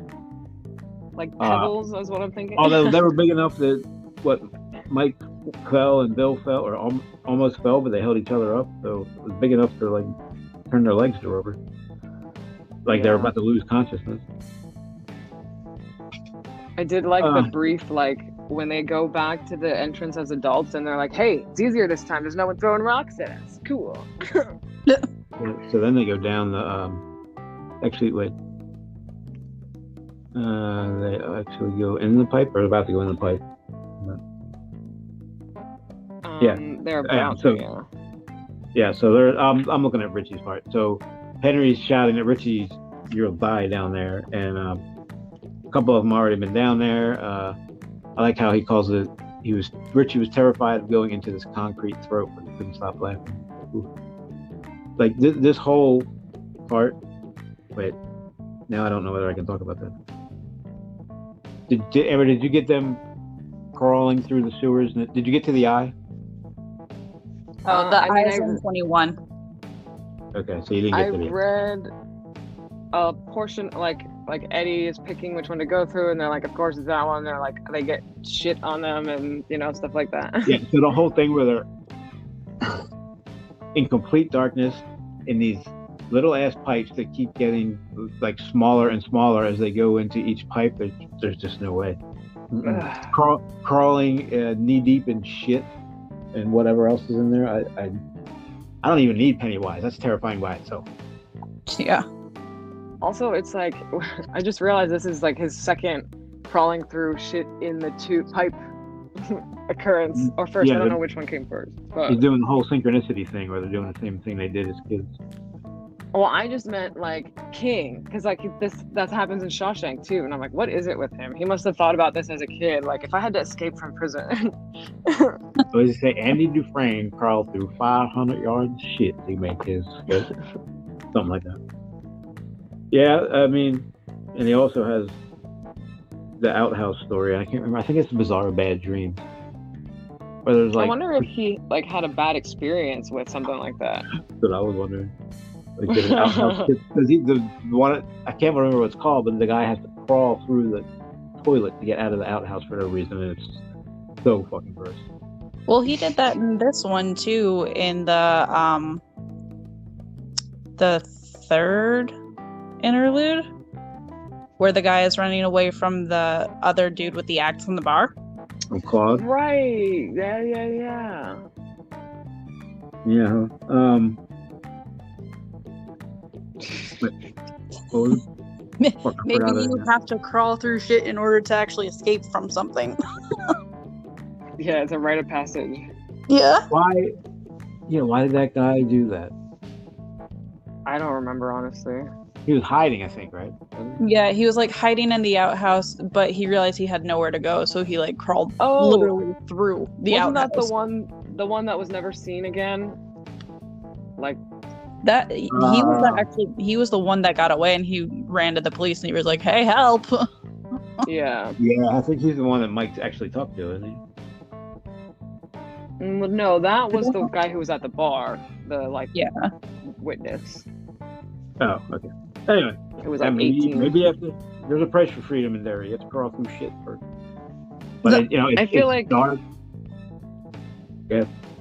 I was just gonna say, knowing Stephen King, and especially if you see something that comes up more than once, like that's probably a personal experience. He'll tell you right what you know. So yeah, like did he crawl through Exactly. shit? I mean, we used to hang out at the end of this, like, I guess you call it a sewer pipe, but it was like 10 feet wide. It was a 10-foot diameter, so there wasn't actively, Yeah, I know what you're talking about.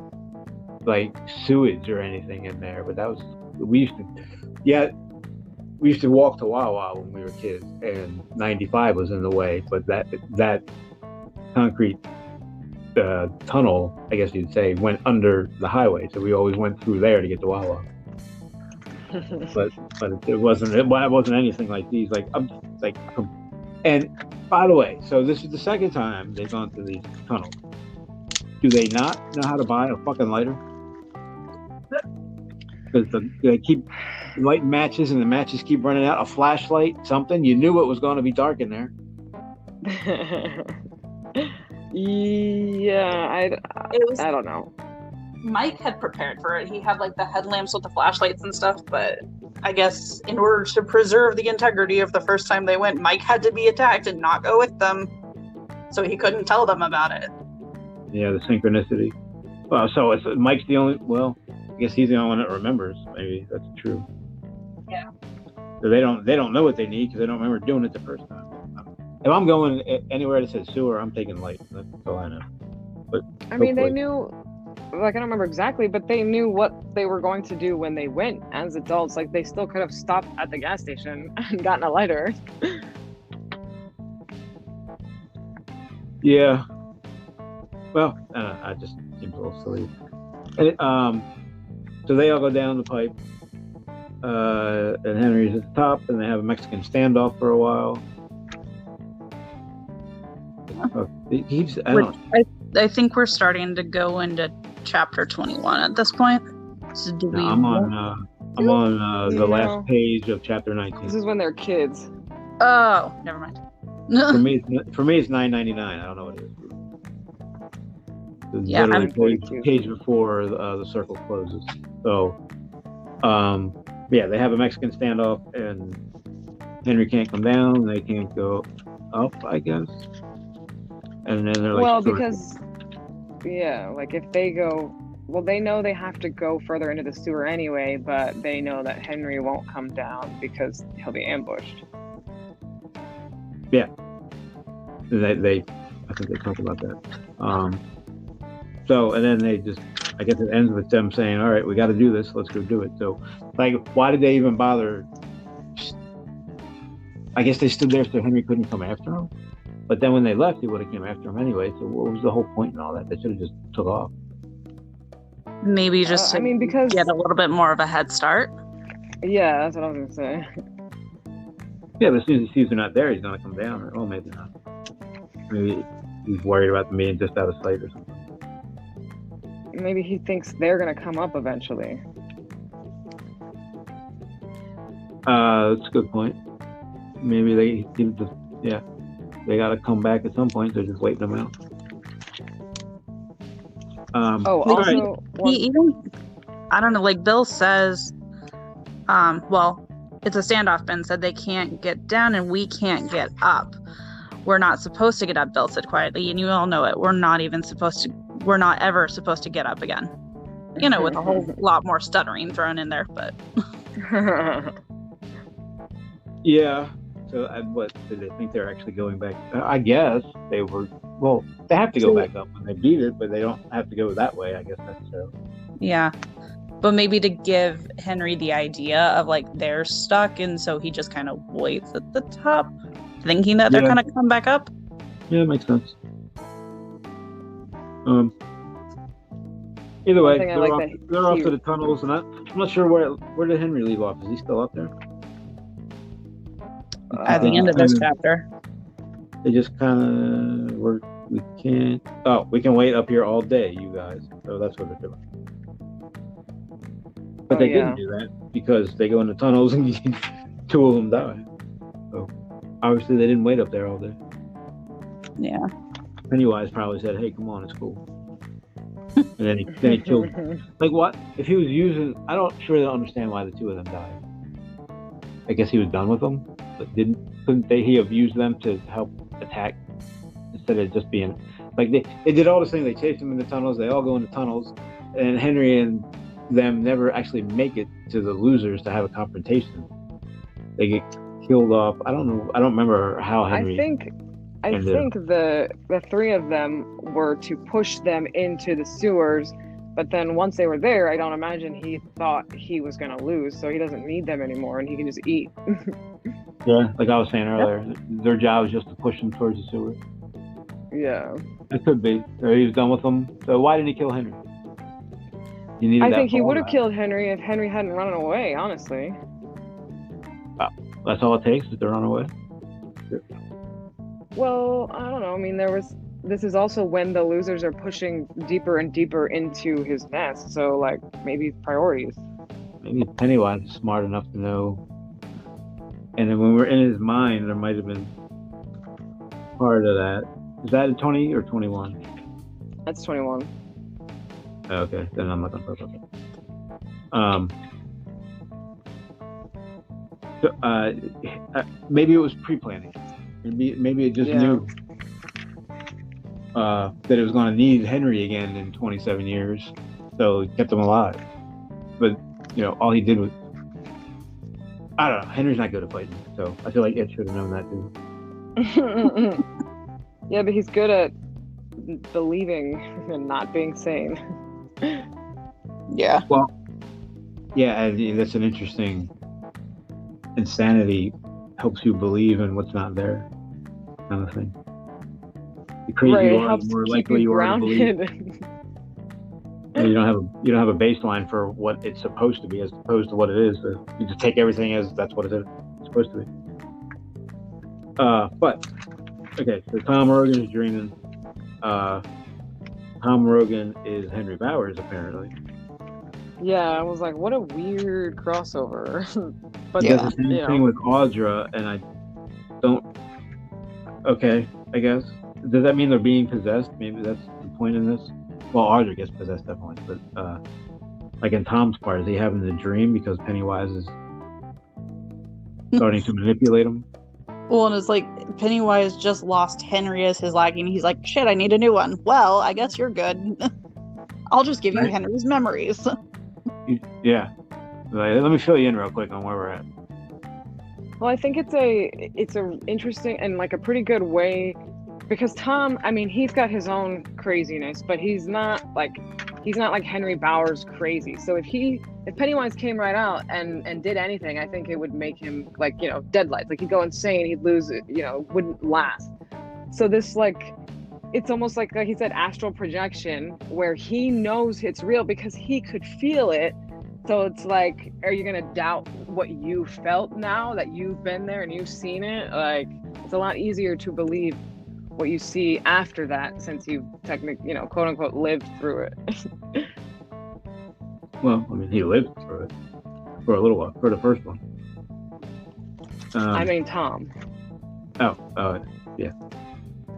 Like, because then Tom, even before he gets him to help him, he's like, that's not real. There's no way that's real. Come on. And then it's like, I think for time's sake, it happens a little faster than maybe would actually happen. Like a rational adult would not just immediately be like, yeah, okay, this is what's happening. But yeah, that's true. But otherwise he can't use him because he would just go insane. Well, he's not used any other adults besides Henry? That's true? I mean, not that we're told of, but maybe. I'm trying to think. I guess not. So I think it kind of says in 21, but it's not super clear about it. Yeah, I like this. We'll do that next time. I like the...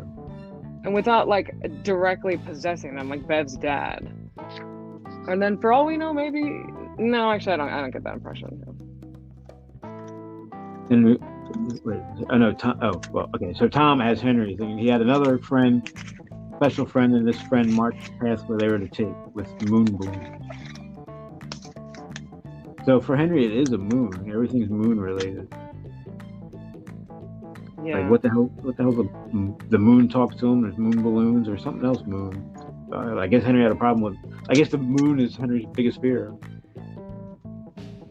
Well, I don't think it would be a big motivator if it was his biggest fear. Well, isn't that what they see it as, their biggest fear? Yeah. Well, I mean, I think he personally picks what he shows you. So maybe, like, if he's trying to get your help, he's not going to show you your biggest fear. Oh. I think he can pull, like, the greatest fear and maybe the greatest... I want to say joy, but that's not the right word. Like, the simplest thing for you to believe in, maybe. Yeah.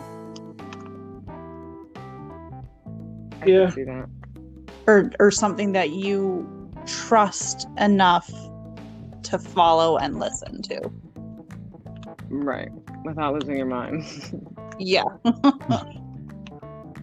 Again. Yeah. But it's not losing it. It's still lost. So. Right.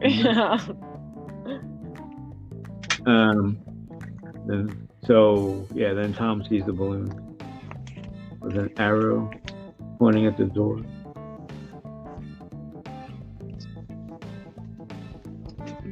So I guess that's the point in the balloon. Like you were saying, that's the point in the balloon, right? Because Tom's like, no way, that was a dream. And then he sees the balloon, and they're like, oh shit, what the hell's going on? Now what's going on? So when you see the balloon, you're like, belief, like it turns the switch on. Yeah. So Tom walks out into the hall. We go to Audra, who is Beverly, right? Yep. Oh, poor Audra. I feel bad for Audra. She should divorce him as soon as she gets off the bike. Oops, sorry. Crap. Sorry. You're fine. Don't know if this will be any better. Anytime we cook bacon, our alarm goes off. Well, clearly you need to get rid of the alarm, not stop cooking bacon.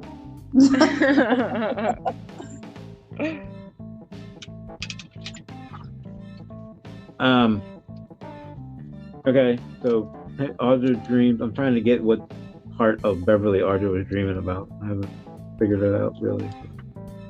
Like she says, her heart settled but uneasily. Like, is that even possible? If it's uneasy, then it's not settled very well, is it? I mean, maybe it wasn't easy to settle it. Yeah, I mean, I'm just being a little. So then Audra, after the dream, she calls the hotel room. I love the desk clerk. He's like, "Does this guy get any calls in the daytime?" Again, man, I don't know. I would kind of enjoy that. Like, what's going on up there? And then he just, see, this would never happen. Oh yeah, Mr. Denbrough had a inter-room call 5 minutes ago and he left. It would never. Yeah. Now maybe again, there's some Pennywise stuff going on there. Yeah, I guess he can't. I never even thought about that. He can't possess adults. Unless they're insane, because then they're like being kids again. And that was kind of unexpected. I read this book, but it's been a while. So Audra has a dream. She wakes up and she's like trying to calm herself down, and then the fucking bathroom light just turns on. Like, nope, that's not good. Going back to sleep. That's what we were talking about. Like, this whole scene is just like, oh my god, like, you know it's coming. Who's there? She cried, backing away. Then the TV comes on. And then, I love the float, a low chuckling voice said from behind her. Look at it, float. Like, I'm trying to picture how he said it. Yes. Nails peeled away to purplish. So she, so she runs out the door, slams the door closed, and then the white fingers crawl up under the door. I love that visual. It was awesome. I Super creepy. It almost, I think there's a movie poster with him with the white fingers, like holding a door or something, isn't there? It definitely happened in one of the movies or something, because I'm picturing it too. I can picture like the case of the DVD, or maybe the original movie I have on Voodoo. I think it's the cover on that.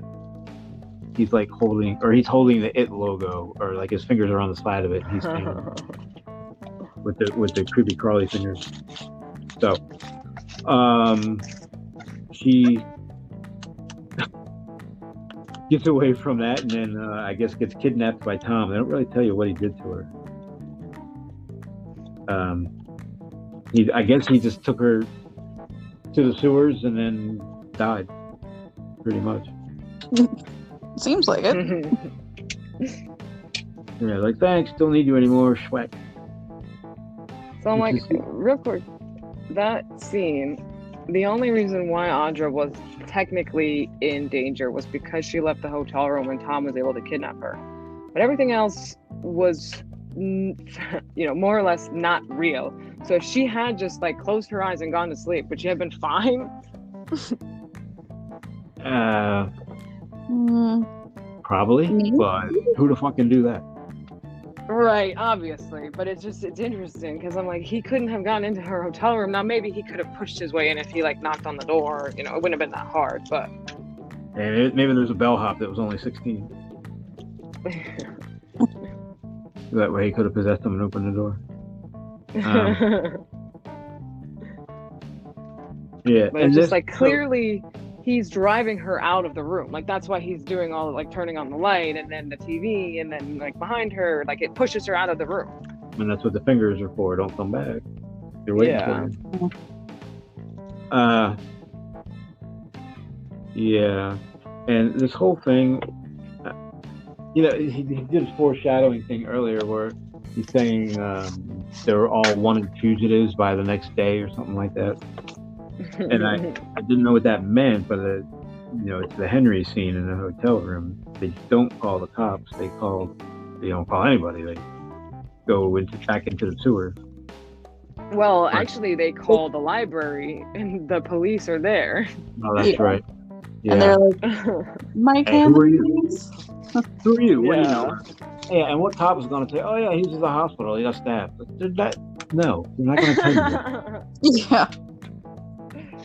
Well, especially if they're thinking that they're talking to someone who was associated with that, like, wouldn't they try to bait them more? Like, oh, do you know what happened here? Like, yeah. What do they always say? Keep them talking while you. Well, can you trace phone calls in 1986? I don't even know. I don't remember. I think it was a lot harder. You couldn't just look at your phone and get the number. Yeah. Right. It used to be like they would have to keep them on the phone for at least like 30 seconds or something, or 3 minutes, so they could trace the call. Because all the like 80s movies where like the serial killer calls the cops, he hangs up in 29 seconds. But yeah, the cell phones put that guy's job out of business. The call tracer guy. Unless it's an unknown. Well, Maybe you can. I don't know if you can trace an unknown. The towers sometimes still are only so specific. Like sometimes they can't actually pinpoint the location. I guess you're right. Cell phones actually do have locations turned on for everyone, so that's different. And they tell you what number they're calling from. Yeah. Unless you block it.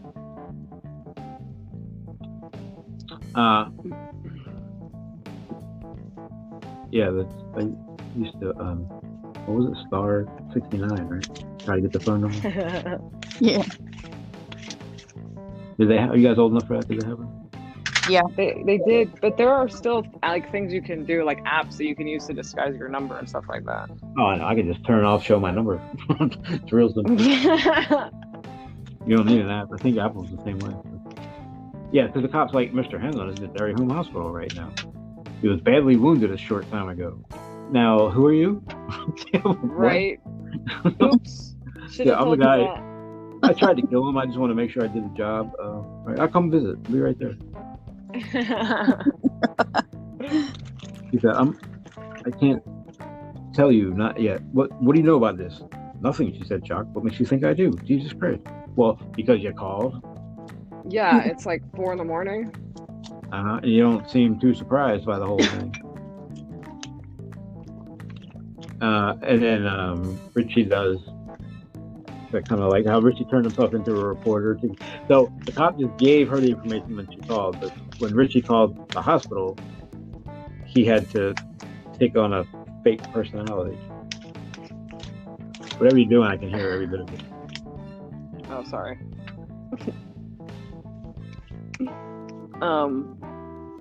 Yeah, the only reason why I'm like, not that they should be, but I think sometimes, like, you know, with doctors and things like that, they're even more confident or even more about confidentiality than the police are.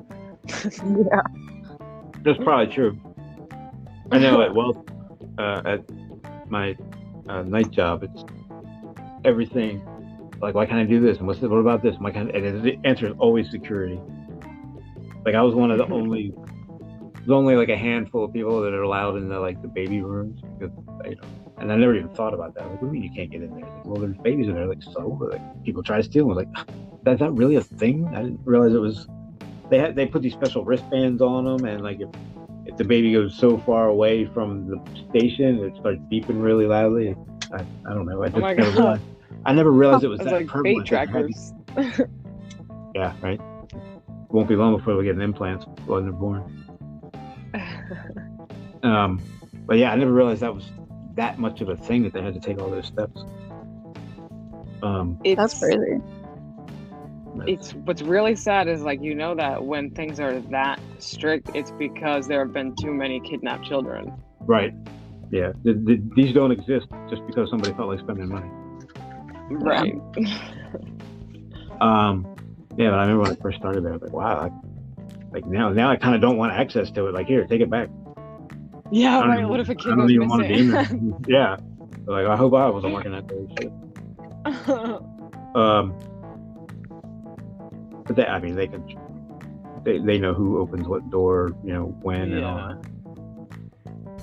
I was just shocked by that. Like, we're in 2021 and we're still like, this is still a thing. Like, what do you? Anyway. What does that mean? Why would that change? Well, because of all the security that we have, I don't feel like it's even possible. Oh.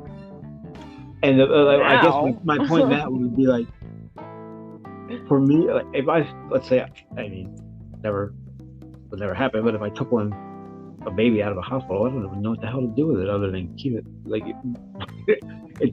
it's not like you can go to the pawn shop and say, how much can I get for this? A lot of people, I think, unfortunately, a lot of those are mothers who want children of their own who either lost one or couldn't have one. That does happen sometimes.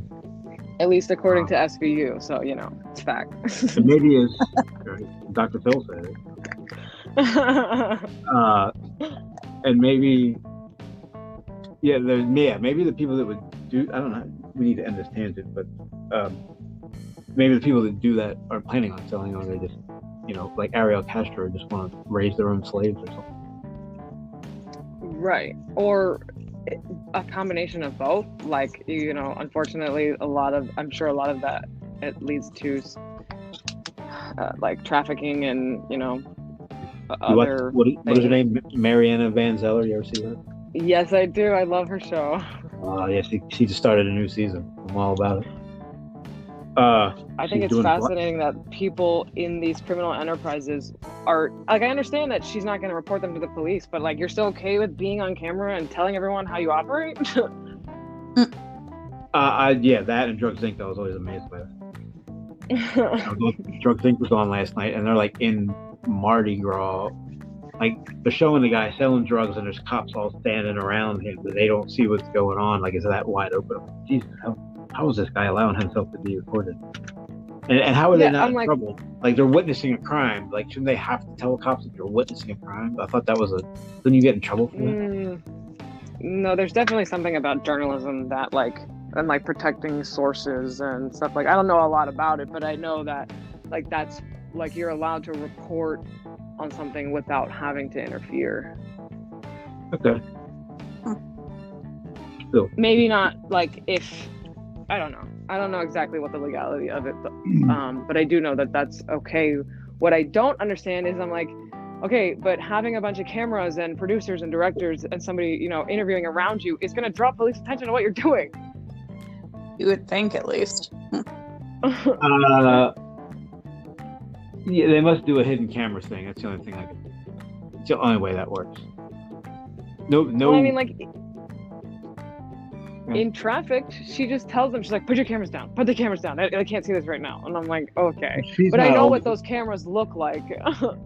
She's not always embedded like they are. She's very upfront. She's bold, man. She's like, hey, well, you want to show me how you do this? You're like, what? Hell no. You say, oh, come on.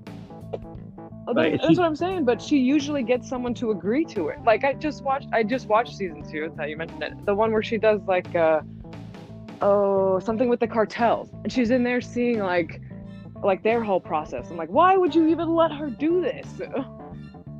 Hey, and if I'm her, I don't know that I'd want to see it, because that might make a target out of you for the cartel. Right. Anyway, sorry.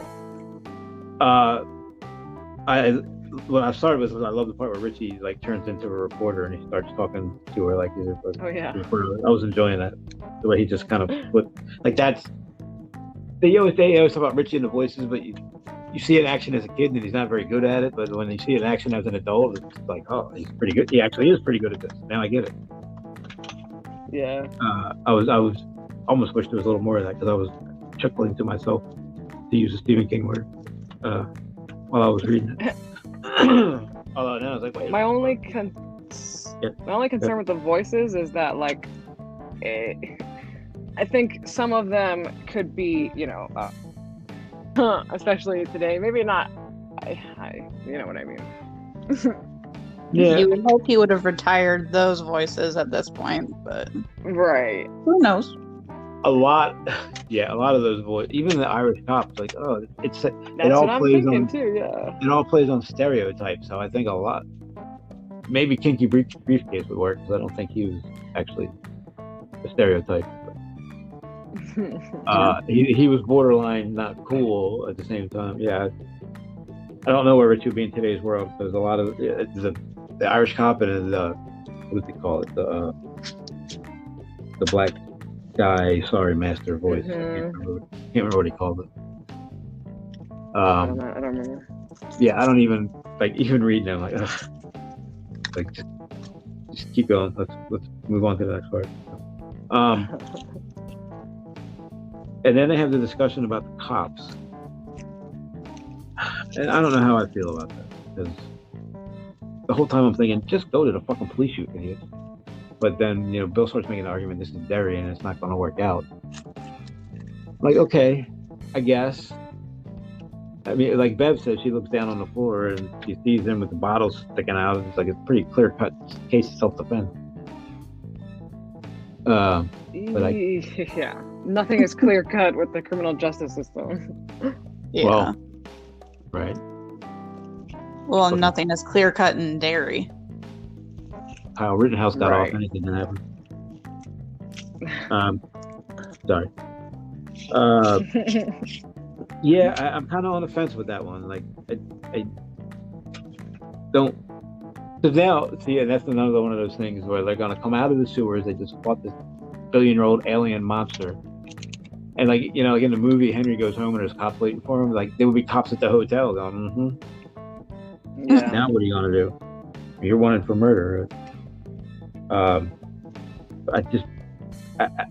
get you have to do it for the story, but I just don't know that I would have done it that way. But it is Derry, so hopefully I'll never have a dead guy in my hotel room and I don't have to worry about it. Hopefully.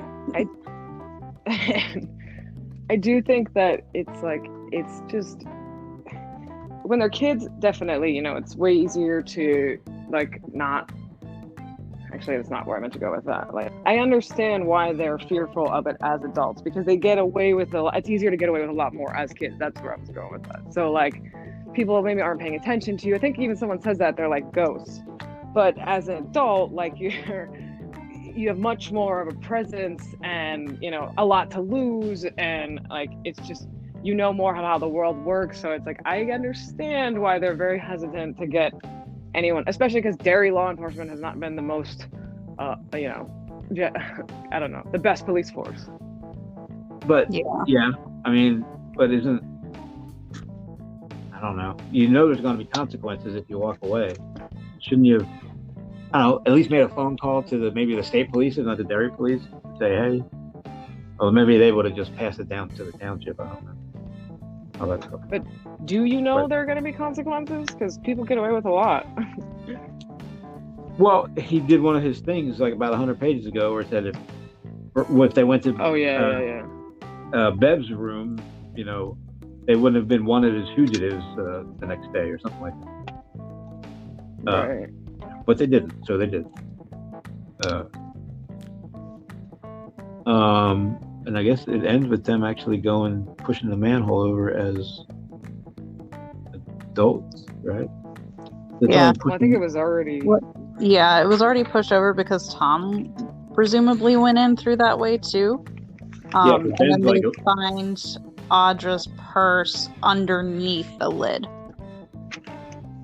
Yeah. So Ben's looking at it and he goes, "Someone opened it, pushed it off." And he's like, "Of course we did 27 years ago." I'm like, no, that's not no, that's not how that happened. But they do look under it. They do find her purse, and then Bill loses. See, so Audra's not an ocean away after all. And now all of a sudden Bill's upset. Oh, you didn't care about that last night, did you?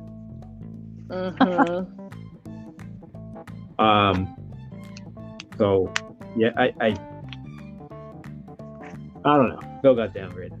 That's all I can say. I get that he's upset. I get that it's his wife, and I guess he didn't plan on leaving her. But you're a scumbag.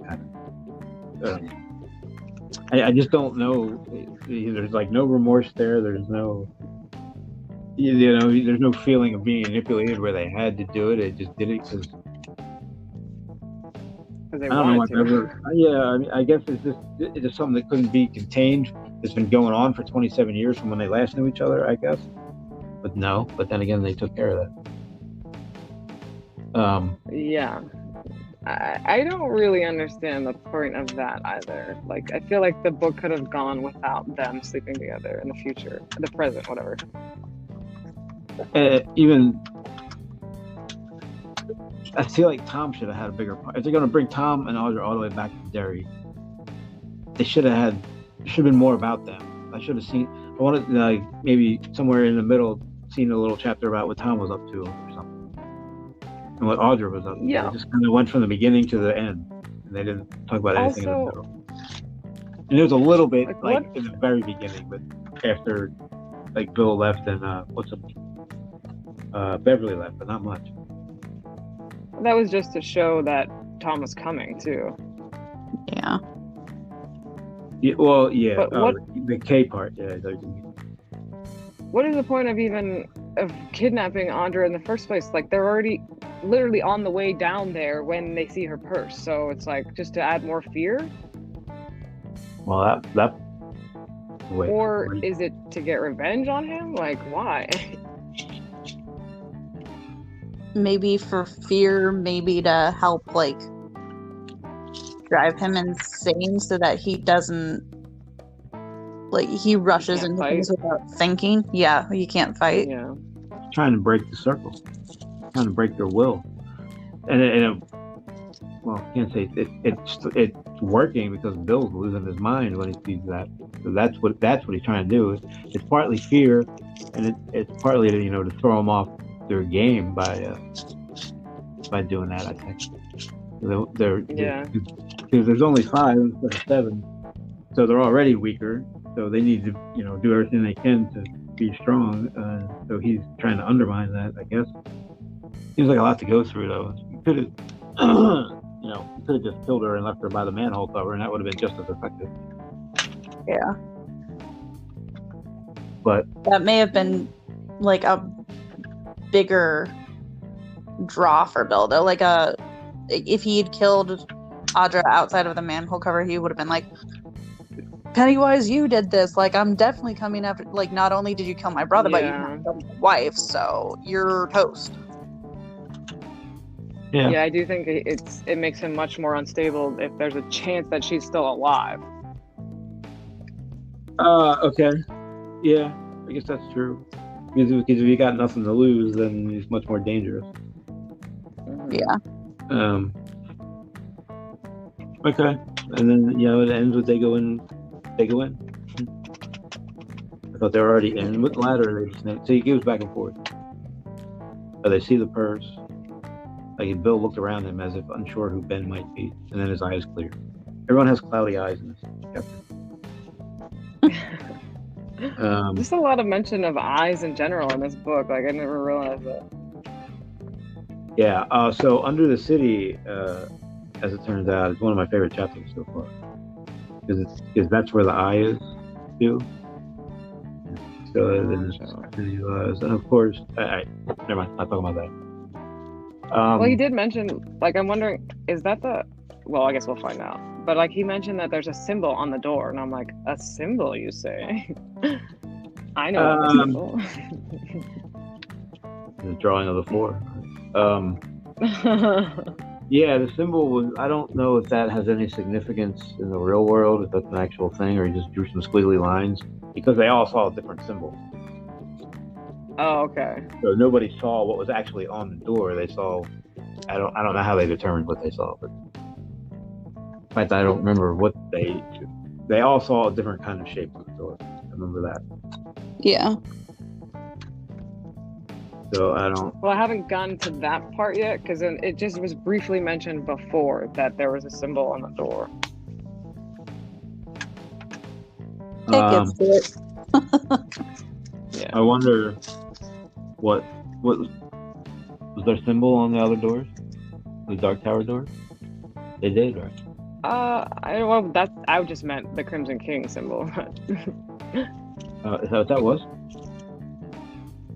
You talking about the eye? What was? On the door. Yeah. Isn't that what? Isn't it an eye? No, it's a. No.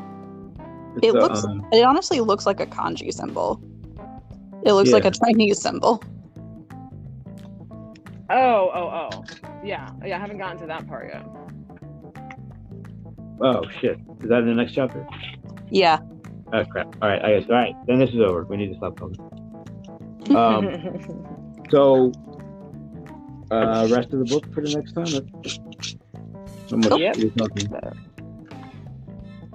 How many pages are we talking about? Well, I'm already a leg up. I guess Allie is too. Almost a leg. She's Yeah, I 5 was pages gonna through. say. Under the It's city. not that much. It's less than like 100 for me. Yeah, like 150. 130. It's like about 150. It depends on how long the epilogue is. Yeah, so that's normal. Okay. Anybody got anything? No. No. I don't think so. Say goodbye.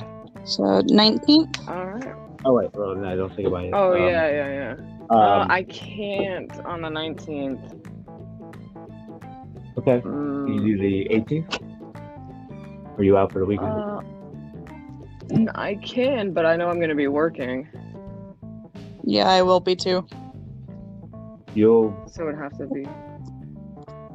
All right. Different weekend. Or, I mean, well, either we do it. I mean, like I'm okay with the night of the 18th. I know that's a Saturday night, so we might have plans. well. Or because I mean the next weekend is Christmas, so I don't know that we're gonna have time then either. Well, you will be here. We could do it in the same room. Oh no, we're not gonna have time for both. With family, yeah. I was like, hey, everybody go away for like 2 hours. We're gonna do something real quick. Michelle said she would entertain us all. Who definitely said not. I don't know. What do you guys think? I can do the night of the 18th. That's fine with me. Allie? Hello? If she's there. Must be having issues. Hello. Hello. Oh, there she is. Sorry, I guess I was out of the app for too long. But we could do maybe like after work on the 18th, like that afternoon or that night. I'd be fine with that. That. You guys that works. Can get off early on Saturday. We get off like 2:30. Yeah. So 5, 4. What do you want to do? I can do 4 or 5. Yeah, either works for me. Let's do 4, and then but you'll still have the night. You need it. Okay. Yeah, that works. And we have to think about. We don't have to do that now, but think about what book you want to read next. Oh. And there is a Salem's Lot movie coming out this year. Just saying.